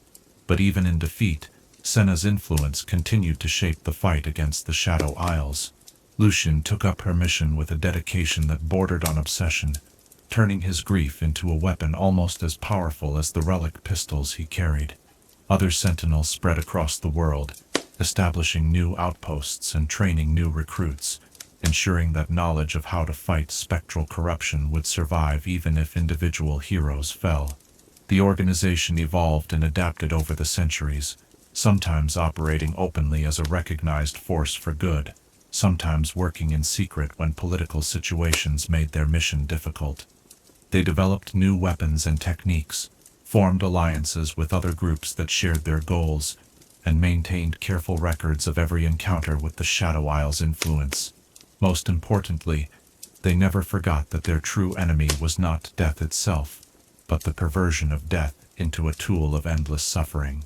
Kings and emperors would rise and fall, nations would expand and contract, but the Sentinels remained constant, watchers on the wall between life and undeath. guardians of a flame that refused to be extinguished, no matter how dark the surrounding night became. They knew that Viego's hunt for his beloved's fragments would continue until either he succeeded in his impossible goal or was finally destroyed, and they prepared for a conflict that might last until the end of time itself. In their quiet moments, when the duties of vigilance allowed for reflection, the Sentinels would sometimes wonder about the man who had become their greatest enemy. They could see the tragedy in his story, could understand how love could become so twisted that it sought to chain what should be free. But understanding did not mean acceptance, and compassion did not mean compromise. They had seen too much suffering, witnessed too many innocents harmed by his endless quest, to believe that Viego could ever again become the man he had once been. Every soul he claims in his search makes him less human. Lucien would tell new recruits, his voice carrying the weight of personal loss. Every fragment he captures dims the light he claims to love. We fight not just to protect the living, but to honor the memory of who he used to be, before grief became his master and obsession his god. The vigil continues still, carried on by new generations of sentinels, who take up the light weapons of their predecessors and stand ready to face whatever horrors emerge from the Shadow Isles. They know that their enemy is patient, that his resources are vast, that his determination is literally undying. But they also know that as long as there are those willing to stand against the darkness, as long as there are hearts that choose love over obsession and acceptance over desperate denial, the light will never be completely extinguished. When evil seems insurmountable, and darkness threatens to claim everything we hold dear, what gives ordinary people the courage to stand against impossible odds? In the face of an enemy who cannot die and will never surrender, how do we find the strength to continue fighting for a victory that may never come? Chapter 10. The Ruined King Rises. After centuries of searching from the shadows, of sending forth servants and mist while remaining bound to his cursed throne, the time came when King Viego could no longer contain the burning obsession that had sustained him through endless years of failure and partial victory. The fragments of his beloved soul had been scattered too far, hidden too well, protected too carefully by those who did not understand his divine purpose. If he was to succeed in his eternal quest, he would need to abandon the safety of the Shadow Isles and walk again among the living, bringing with him all the terrible power of undeath made manifest. The catalyst for Viego's emergence came in the form of a discovery that shook him from the stupor that had claimed him for nearly a decade. His servants brought word of a convergence unlike any they had sensed before, multiple fragments of Isolde's essence gathered in a single region, drawn together by circumstances that seemed almost too perfect to be mere coincidence. In the port city of Bilgewater, that haven of pirates and cutthroats built upon lawlessness and greed, several of his beloved scattered pieces had come to rest among the most unlikely of guardians. The irony was not lost on the ruined king that fragments of the pure love he sought should find sanctuary among thieves and murderers, but Isolde's essence had always been drawn to unexpected places, to the small acts of kindness that bloomed in darkness, to the fierce loyalty that bound crews together through storm and strife, to the protective love that mothers felt for children, even in the most desperate circumstances. Bilgewater, for all its violence and corruption, harbored hearts capable of the kind of pure emotion that called to her scattered soul. For months, Viego's spectral servants had been probing the city's defenses, testing the strength of those who might stand between him and his goal. What they found gave even the ruined king pause, champions whose power rivaled that of the ancient guardians he had faced in the Blessed Isles, mortals who had somehow achieved strength that should have been impossible for those still bound by flesh and blood. Gangplank, the pirate king whose ambition burned as fiercely as Viego's own obsession. Misfortune, whose capacity for vengeance matched his own hunger for reunion. Pike, whose connection to the waters between life and death made him almost spectral himself. But it was not the presence of these champions that finally drove Viego to abandon his throne and manifest physically in the mortal realm. It was the realization that waiting any longer might mean losing the fragments forever. The convergence in Bilgewater was temporary, a cosmic alignment that would not repeat itself for centuries to come. If he failed to act now, the fragments might scatter again to corners of the world where even his extended reach could not find them. The transformation required to manifest his full form in the physical realm was agonizing even by the standards of one who had endured centuries of spiritual torment. Viego had to pull his consciousness, his power, his very essence out of the Shadow Isles, where it had taken root like a poison tree, condensing the vast network of spectral energy that comprised his true being into a single focused form. The process left him temporarily vulnerable, but infinitely more capable of direct action. When King Viego stepped onto the docks of Bilgewater on a night when the moon was new, and the stars seemed dimmed by unnatural clouds, the very air around him began to change. The black mist that was his constant companion flowed from his form like breath made visible, and wherever it touched, the boundary between life and death grew thin as parchment. Lanterns guttered and died as his presence drained the warmth from their flames. The sea itself seemed to recoil from the shore where he walked, leaving behind pools of stagnant water that reflected not the sky above, but the twisted landscape of the Shadow Isles. His physical form was a testament to the centuries of corruption that had reshaped him. Tall as he had been in life, but now wreathed in spectral energy that made him appear even more imposing. Viego moved with the fluid grace of someone no longer entirely bound by mortal physics. His crown, a twisted mockery of the simple circlet he had once worn, floated above his head like a halo of broken dreams, its fragments held together by the same obsessive will that maintained his existence. The sword at his side was no ordinary blade, but a weapon forged from his own crystallized grief, capable of cutting through the barriers between realms. Most terrible of all was the wound in his chest, that gaping hollow where his heart should have been, surrounded by flesh that looked as if it had been torn away by claws of pure anguish. Through this opening, observers could see not bone or blood, but a swirling vortex of spectral energy, the visual representation of the emptiness that drove his eternal quest. It was into this void that he planned to place the reconstructed soul of his beloved, filling the vacuum that had consumed him since the moment of her death. The people of Bilgewater, accustomed as they were to supernatural threats and otherworldly visitors, found themselves facing something beyond their experience. This was not a demon seeking souls or a sea monster hunting prey. This was a force of nature given purpose, a cosmic principle of obsessive love made manifest in a form that could level cities with its passing. Even the most hardened pirates felt their courage falter as the ruined king walked among them, his very presence a reminder of every loss they had ever suffered, every love they had ever failed to protect. "I seek what was taken from me," Viego announced, his voice carrying across the harbor with the authority of thunder and the finality of a funeral bell. "Within this city rest fragments of the only soul that has ever mattered. Return them to me willingly, and I will spare you the suffering that comes with resistance. Oppose me, and learn why death fears to look upon my face." But Bilgewater had not become the most notorious pirate haven in the world by bowing to threats, no matter how terrifying their source.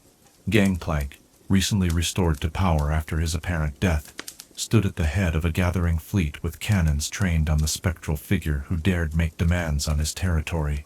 Misfortune assembled her own forces, recognizing that whatever the ruined king sought might be the key to protecting her people from a threat unlike any they had ever faced. The battle that followed would be remembered as the night when the sea itself went to war. Viego's power was not limited to commanding the dead. He could reach into the hearts of the living and twist their emotions, turning love into obsession, grief into madness, loyalty into bitter betrayal. As his influence spread through the harbor, allies turned on each other, crews abandoned their captains, and the very concept of trust became as insubstantial as morning mist. Yet for all his terrible power, Viego found himself facing opponents who understood loss as intimately as he did. Gangplank had clawed his way back from apparent death through sheer determination to reclaim what was his. Misfortune had built her entire identity around avenging those she loved. These were not heroes driven by abstract ideals of justice.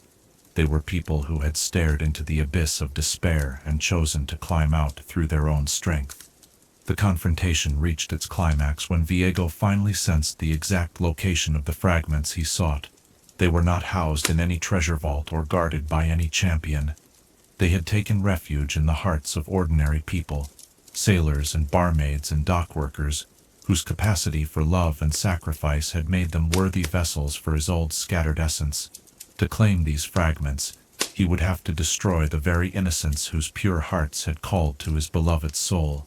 For a moment that stretched like an eternity, the ruined king stood frozen by a contradiction his corrupted mind could not resolve.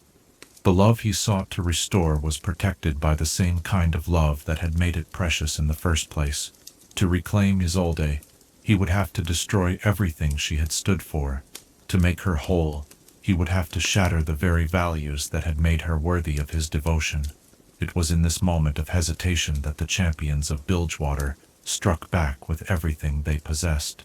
Cannons roared with shot blessed by whatever gods still listened to pirates' prayers. Blades flashed with the light of determination that refused to yield. Magic crackled through the air, as sorcerers and sea witches combined their powers against a foe who represented the antithesis of everything they valued about life and freedom. Yet even as they fought with courage that would have made heroes of legend proud, the defenders of Bilgewater knew they faced an enemy who could not be permanently defeated. Viego's physical form could be dispersed, his immediate plans could be thwarted, but the obsession that drove him was immortal and patient. He had waited centuries for this opportunity. He could wait centuries more for the next one. As dawn broke over Bilgewater's smoking harbor, and the black mist began to recede toward the open sea, King Viego's voice echoed one final time across the water. "This is not an ending but a beginning. I have walked among you now, and tasted the strength of your resistance, but I have also sensed what I seek, and no force in this world or any other will keep me from my beloved. Ready yourselves, champions of the light. For the ruined king has risen, and his reign of sorrow has only just begun." The ruined king's manifestation in Bilgewater marked a turning point in the eternal conflict between the Shadow Isles and the forces of life. No longer would Viego be content to work through servants and proxies. He would take direct action, bringing all his accumulated power to bear on a world that had dared to keep his beloved's essence from him. The age of hiding was over, and the age of reckoning had begun. When obsession becomes so complete that it overwrites all other considerations, what remains of the person who once knew love in its pure form? In the pursuit of an impossible reunion, how many innocent lives become acceptable casualties in the name of a greater good that exists only in the mind of the pursuer? Chapter 11. Love corrupted into obsession. In the quiet hours after great battles, when the smoke has cleared and the wounded have been tended, wise souls often ask the most difficult questions, not about tactics or strategy, but about the nature of the hearts that drove such conflicts. As we reflect upon the path that led King Viego from gentle lover to the ruined king, we must examine the subtle transformation that turns the most beautiful of human emotions into its most destructive opposite.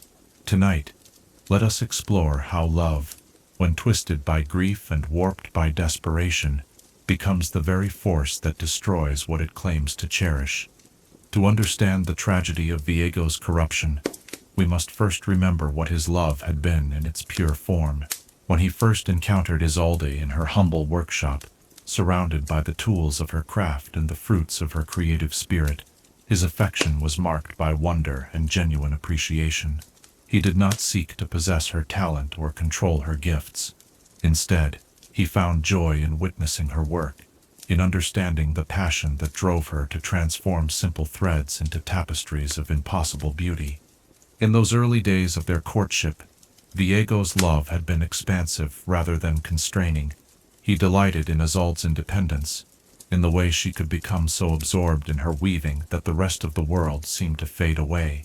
He found pleasure in bringing her new materials from distant lands, not because he wanted to obligate her to him, but because he knew that exotic silks and rare dyes would inspire her to create new wonders. His gifts were offerings laid at the altar of her artistry, tokens of respect for a talent he could appreciate, but never hope to replicate. When they spoke together in the evenings, walking through gardens that seemed to bloom more vibrantly in response to their happiness, their conversations were true exchanges. Viego shared his thoughts and dreams, while genuinely listening to hers, finding in her perspectives a wisdom that complemented his own understanding of the world. They were two complete individuals who had chosen to walk the same path, each making the other stronger without losing their essential selves in the process. This was love as it should be, a force that nurtures growth, that celebrates the beloved's autonomy, that finds its greatest joy not in possession, but in the simple privilege of being present during moments of beauty and truth. Isolde had not become an extension of Viego's will, but rather a partner in the great work of living fully and creating meaning from the raw materials of existence. Their union had made both of them more than they could have been alone, without requiring either to sacrifice what made them unique. But death has a way of stopping time, of freezing moments in amber and making them seem more precious than they ever were in life. When Isolde fell victim to the assassin's poisoned blade, something fundamental shifted in Viego's relationship to the woman he loved. She was no longer a living person capable of growth, change, and choice. She had become a fixed image, a perfect memory that could never again be altered by the complications of continued existence.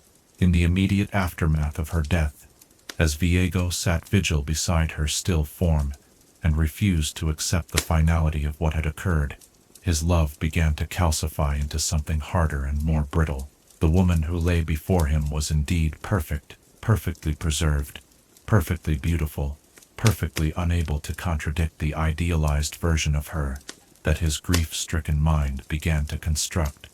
Dead, Isolde could never disappoint him, never choose a path he disagreed with, never grow beyond the boundaries of his understanding. This was the first corruption, the transformation of a dynamic, growing love into worship of a static ideal. Viego began to speak of Isolde not as she had been, with all her human complexities and occasional imperfections, but as a creature of absolute virtue and beauty. In his mind, she became not a partner, but a goddess, not an equal but a prize, so precious that the entire world should bend to the task of preserving her. When the old scholar arrived with tales of the Blessed Isles and their healing waters, Viego embraced the possibility of resurrection, with the fervor of a convert finding religion. But his motivation was no longer the simple desire to continue a relationship that had brought mutual joy. It had become the need to reclaim something he had come to view as rightfully his. The concept of Isolde as an autonomous being capable of making her own choices about life and death had been replaced by the notion of Isolde as a treasure that had been stolen from its proper owner. The journey to the Blessed Isles revealed the depth of this transformation. Viego spoke constantly of saving Isolde, of restoring her to life, but he never once questioned whether she would want to return from whatever peace she had found in death. The possibility that her soul might have moved beyond the reach of mortal concerns, that she might have found fulfillment in mysteries he could not understand, never entered his consideration. In his mind, her death was simply an obstacle to be overcome, not a transition that might have meaning in its own right. When he violated the sacred waters and witnessed Isolde's moment of resurrection, the look of horror and revulsion in her eyes should have been a revelation. Here was the woman he claimed to love, given voice once more, and her first reaction was not gratitude, but disgust at what he had done in her name.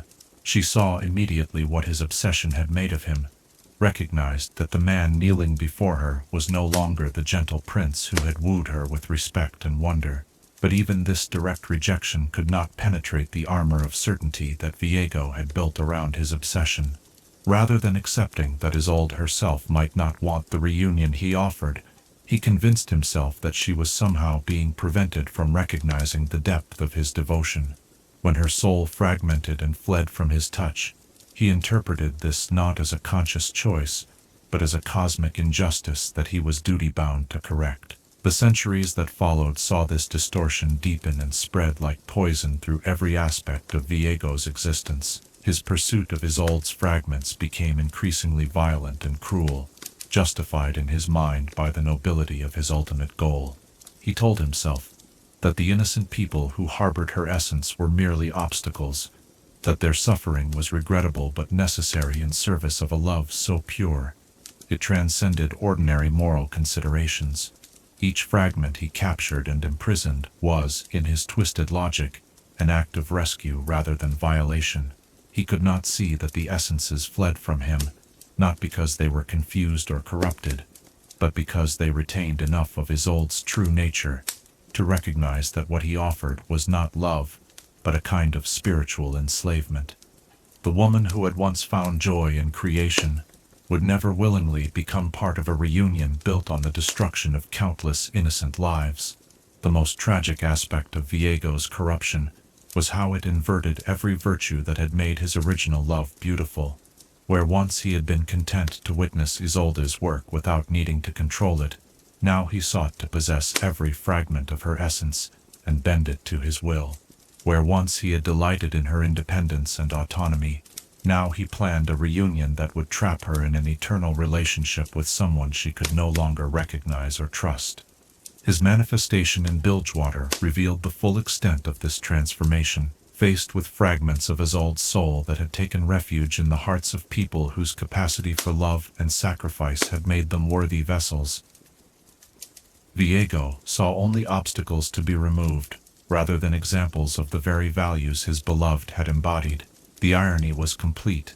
To reclaim the woman who had loved him for his gentleness and respect, he was prepared to destroy everyone who demonstrated those same qualities. The difference between love and obsession, between devotion and possession, is often subtle at first, but becomes a chasm that divides the soul against itself. True love seeks the happiness and fulfillment of the beloved. Even when that happiness might exist apart from the lover, it celebrates the beloved's choices, honors their autonomy, and finds its greatest satisfaction in knowing that the relationship exists because both parties choose it freely, moment by moment, day by day. Obsession, by contrast, seeks to eliminate choice entirely.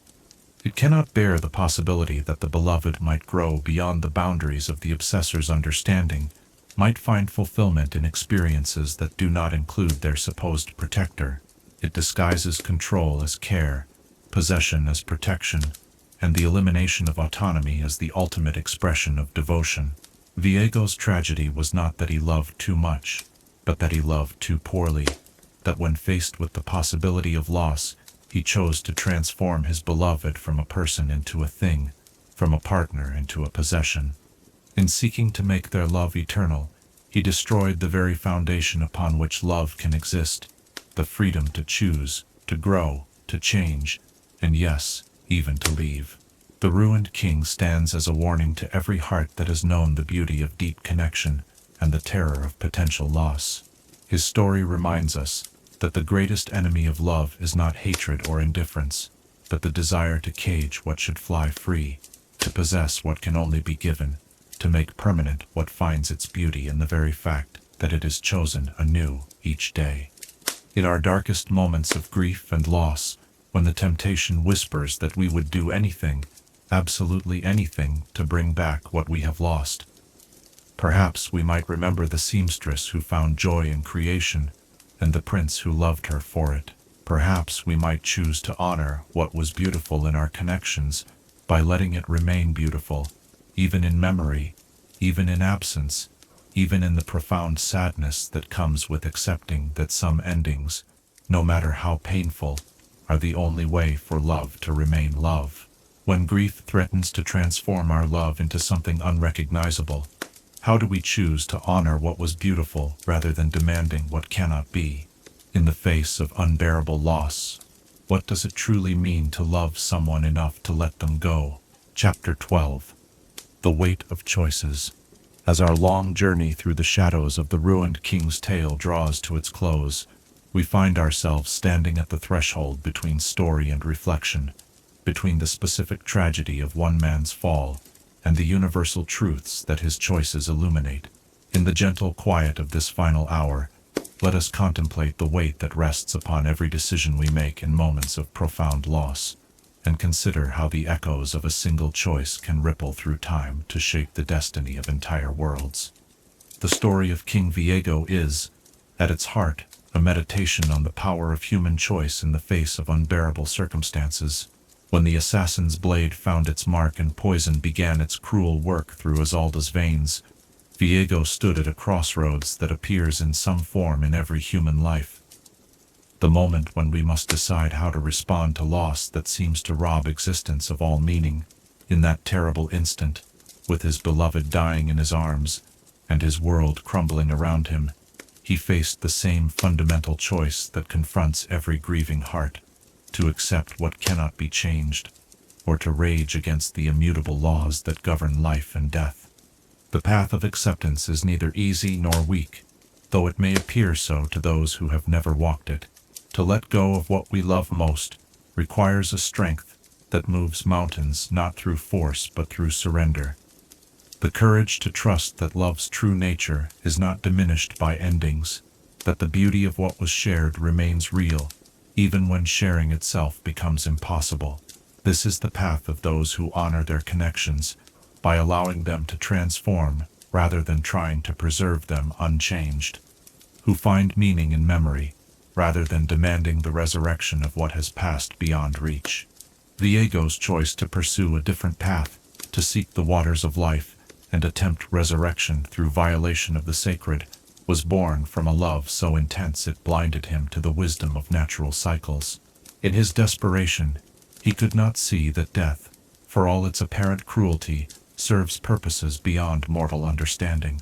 It gives weight to life by making it precious through its temporary nature. It allows love to be transformed into something eternal, precisely because it cannot be grasped and held like a physical treasure. The violation of the Blessed Isles stands as perhaps the most tragic example in all of history of how good intentions, when driven by absolute desperation, can create consequences that dwarf the original tragedy they sought to address. One man's inability to accept the death of his beloved resulted in the creation of a realm where death itself became corrupted, where the natural transition from life to whatever lies beyond was replaced by endless, agonizing suspension between states of being. Yet, as we contemplate the magnitude of this catastrophe, we must also acknowledge the terrible humanity of the choice that created it.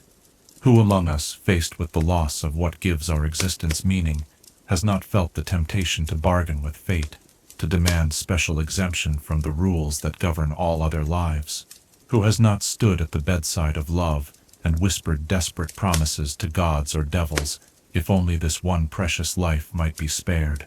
Viego's sin was not in feeling this desperation, but in having the power to act upon it, and the tragedy to succeed just enough to create hope where none should have existed. The fragments of Isolde's soul scattered across Runeterra like seeds of light seeking soil worthy of their growth, serve as a poignant metaphor for how love persists even when its original form has been destroyed. These essences do not seek reunion with their source, but rather find new expressions in the hearts of those capable of the same pure emotions that once defined the seamstress of Camavoran. They attach themselves to healers and artists, to mothers and protectors, to anyone whose capacity for selfless love creates resonance with what Isolde had been in life. This scattering represents a truth that Viego, in his obsession, cannot grasp, that the highest form of love is not possession but inspiration, not the preservation of a specific form, but the continuation of the values and virtues that made the beloved precious. Isolde lives on not in any possible resurrection of her physical form, but in every act of creativity, every moment of compassion, every choice to build rather than destroy. Her true immortality lies not in the ruined king's desperate quest, but in the anonymous kindnesses performed by people who never knew her name, but carry forward her spirit. The champions who stand against Viego's spreading corruption, the Sentinels of Light, the defenders of Bilgewater, the countless unnamed heroes who have faced the black mist and chosen to fight rather than submit, represent the alternative path that the ruined king could have taken. They too have known loss, have felt the weight of grief, have stood at crossroads where surrender seemed easier than continued struggle, but they chose to honor their connections by protecting what their loved ones valued, rather than trying to undo the endings that gave those lives meaning. Senna's willing sacrifice to save innocence from Thresh's lantern, Lucian's transformation of personal grief into a mission to protect others from similar loss, the unnamed Sentinels who face spectral horrors night after night. These choices illuminate the path that leads not to corruption, but to redemption, not to the preservation of the past, but to the creation of a future worthy of what was lost. They show us that the highest tribute we can pay to departed love is to become more loving ourselves, not to demand that love return in forms that violate its essential nature. The ongoing conflict between the Shadow Isles and the forces of life represents more than a struggle between supernatural powers. It is the eternal battle between acceptance and denial, between growth and stagnation, between love that liberates and love that imprisons. Every time the black mist rolls in from cursed shores, it carries with it the question that defines every human heart. Will we choose to honor what was beautiful in our connections by allowing them to transform and inspire, or will we demand that beauty return in forms that deny its essential freedom? Viego's tale serves as both warning and invitation, warning of how far we might fall when grief overwhelms wisdom, but also invitation to consider the transformative power of choosing differently. His story asks us to examine our own responses to loss, to recognize the moments when our love might be crossing the line into possession, to understand that the greatest act of devotion might sometimes be the willingness to let go rather than holding on. The ruined king will continue his eternal hunt, driven by an obsession that cannot die because it cannot live, sustained by a purpose that grows emptier with each passing century. He has become a tragic monument to the consequences of refusing to accept that love's true nature is not ownership but appreciation, not control but celebration, not the demand for permanent possession, but the privilege of temporary witness to something beautiful and free. Yet even in the depths of his corruption, even as he spread suffering across the world in pursuit of an impossible reunion, Viego serves a purpose he would never recognize or accept. His story teaches by terrible example what love becomes when it forgets its own nature, when it demands rather than gives, when it seeks to imprison rather than liberate. In showing us the ultimate destination of the obsessive path, he illuminates by contrast the wisdom of the alternative, the choice to grieve fully while still choosing growth, to honor the past while still embracing transformation, to love so completely that we find the strength to love again. The tale of the ruined king is not finished, for the choice he represents is made anew in every heart that faces the abyss of loss. The question remains eternally before us.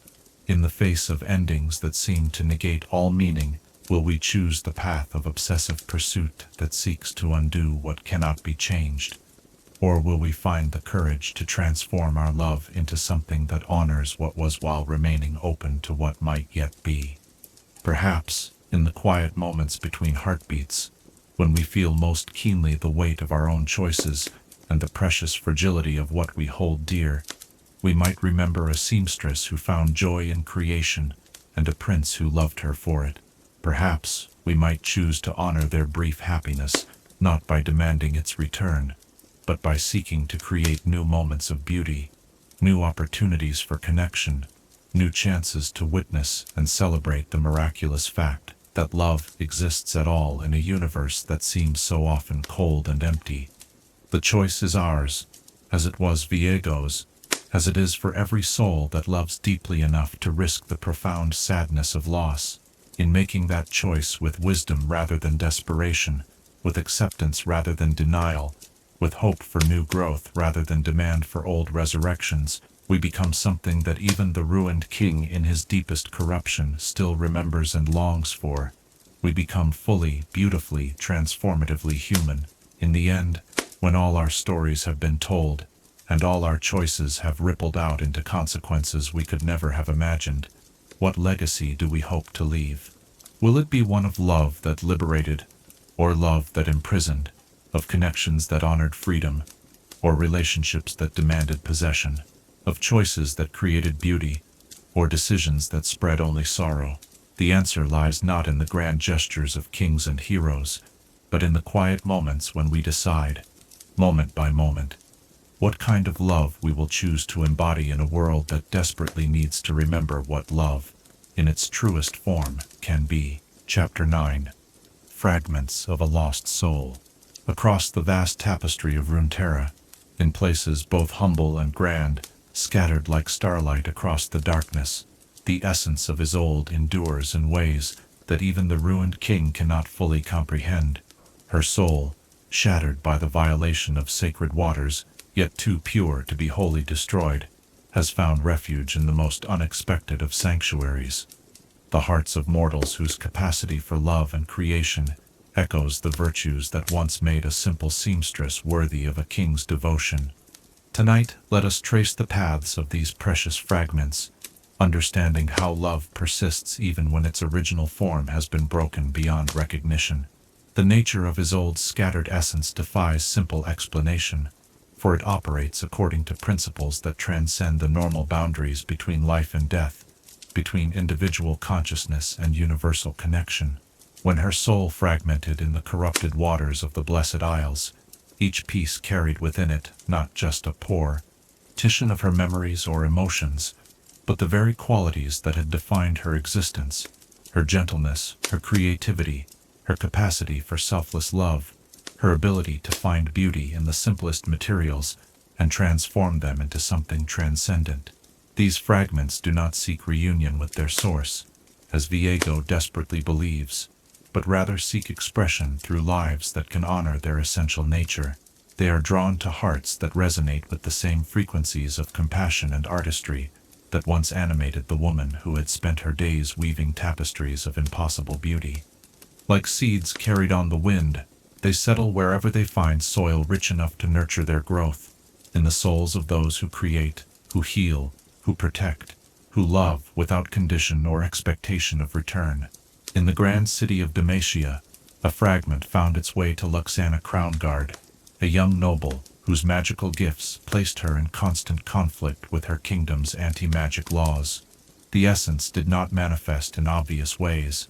Lux did not suddenly gain memories of Isolde's life or speak in the seamstress's voice. Instead, it amplified the qualities they shared: the desire to bring light to dark places, the courage to stand against injustice despite personal risk, the ability to inspire hope in others through acts of genuine kindness. Lux's magic, already formidable in its own right, took on new dimensions of warmth and healing. Where once her light had been primarily a weapon against darkness, it became also a beacon of comfort for those who suffered. The underground network she created to help mages escape persecution carried within it echoes of Isolde's own gentle rebellion against a world that sought to constrain beauty and truth. Though Lux herself remained unaware of the fragment's presence, those who knew her well noticed a deepening of her compassion, a refinement of her already considerable empathy. Far to the east, in the mystical realm of Ionia, another fragment had settled within the heart of Karma, the spiritual leader whose soul bore the accumulated wisdom of her predecessors. Here, the essence of Iolda found resonance with someone who understood the weight of carrying hope for an entire people, who knew the burden of maintaining light in the face of overwhelming darkness. The fragment did not change Karma's fundamental nature, but rather harmonized with it, creating new depths of understanding about the connection between individual sacrifice and collective healing. Through Karma's enhanced perception, she began to sense the presence of other fragments scattered across the world, feeling them like distant stars in the constellation of human consciousness. This awareness allowed her to subtly guide events that would protect these hidden essences from Viego's searching servants, sending aid to those who harbored fragments without ever explaining the true nature of the danger they faced. In the technological marvel of Piltover, the essence found perhaps its most unlikely sanctuary in the inventive mind of Heimerdinger, the Yordle genius whose centuries of scientific pursuit had never diminished his fundamental wonder at the mysteries of creation.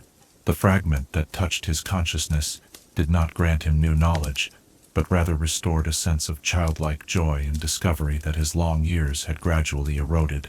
His inventions began to carry new qualities of beauty alongside their technical innovation, designs that served not just practical purposes but aesthetic ones, creations that reminded observers that progress without beauty was mere accumulation of complexity.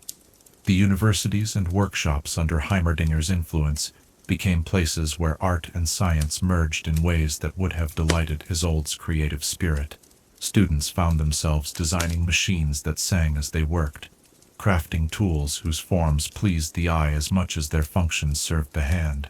In these small ways, the fragment honored its source by encouraging the same marriage of beauty and utility that had characterized the seamstress's approach to her craft. But it was not only champions and leaders who provided sanctuary for Isolde's scattered soul. In coastal villages threatened by the harrowing, fragments nestled in the hearts of fishermen's wives who tended their nets with the same patient care Isolde had once devoted to her looms. Their mending became a form of meditation, their repairs carried out with such attention to detail that the nets seemed to shimmer with their own inner light, capable of drawing fish not through mere function, but through some quality of beauty that called to the sea's abundance.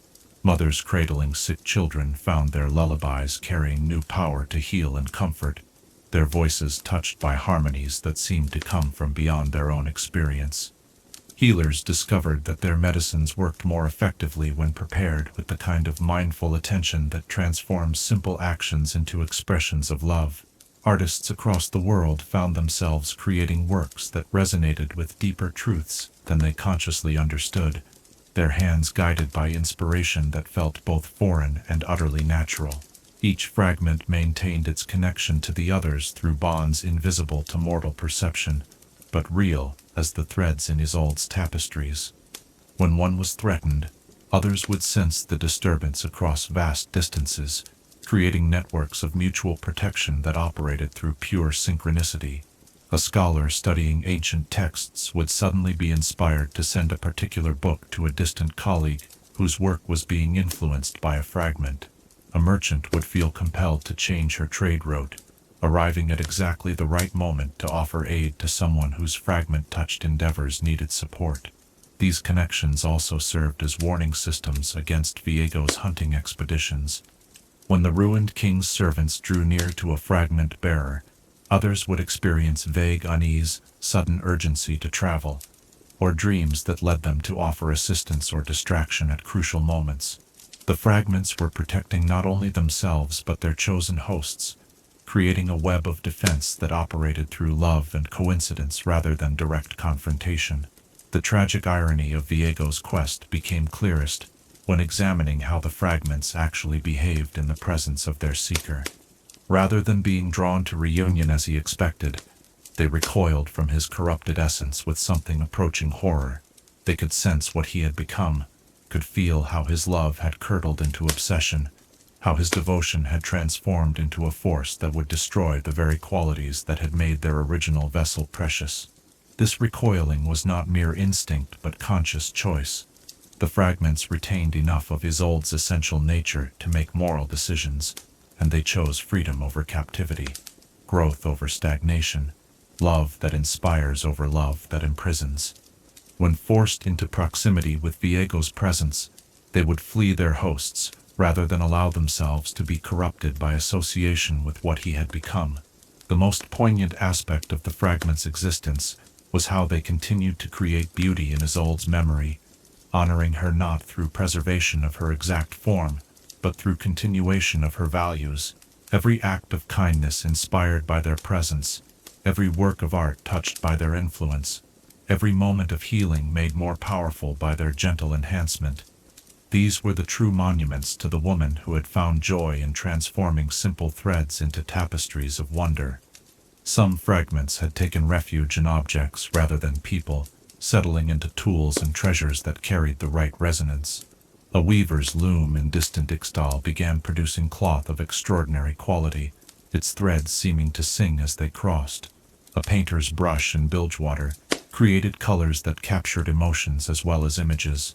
A healer's mortar and pestle in the Freljord ground herbs, into medicines whose effects went beyond physical healing to touch the spirit itself. These fragment-touched items became legend in their own right, sought after by those who sensed their special nature without understanding its source. They could not be claimed by force.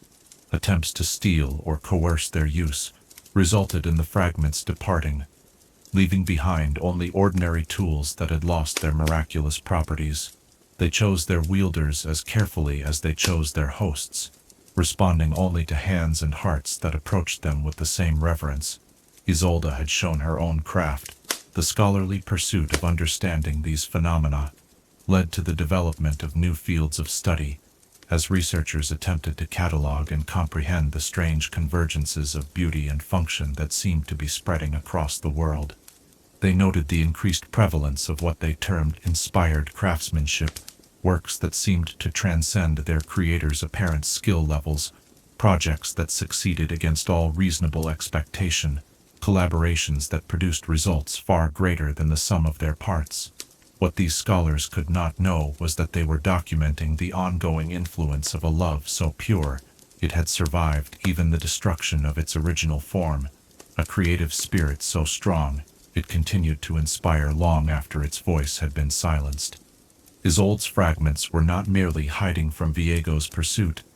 They were actively working to create the kind of world she would have wanted to see, one where beauty and love could flourish despite the presence of forces that sought to corrupt or control them. As centuries passed and Viego's hunt grew more desperate and violent, the fragments adapted and evolved, learning to hide more deeply, to work more subtly, to protect themselves and their hosts with ever greater sophistication. They began to recognize each other's presence even across vast distances, creating a silent network of mutual support that spanned the globe. When one fragment was threatened, others would somehow arrange for aid to arrive, for distractions to appear, for the right people to be in the right places at precisely the right moments. This network represented something Viego had never understood about the woman he claimed to love, that her true strength had never been individual but communal, that her greatest joy had come not from personal achievement, but from the connections she fostered between beauty, purpose, and human flourishing. The fragments carried forward this understanding, creating bonds between their hosts that transcended normal social boundaries and brought together people who might otherwise never have met. In the end, Isolde's scattered essence serves as both rebuke and redemption, rebuke to the obsessive love that seeks to possess and control, redemption through the demonstration that love's truest form is found, not in preservation, but in inspiration, not in ownership, but in influence, not in the demand for return, but in the gift of transformation that continues to unfold long after the giver has passed beyond mortal reach. When love transcends the boundaries of individual existence and becomes a force that touches countless lives across vast spans of time and distance, what does this teach us about the true nature of connection? How might we honor those we have lost, not by demanding their return, but by carrying forward the values and virtues that made them worth loving in the first place?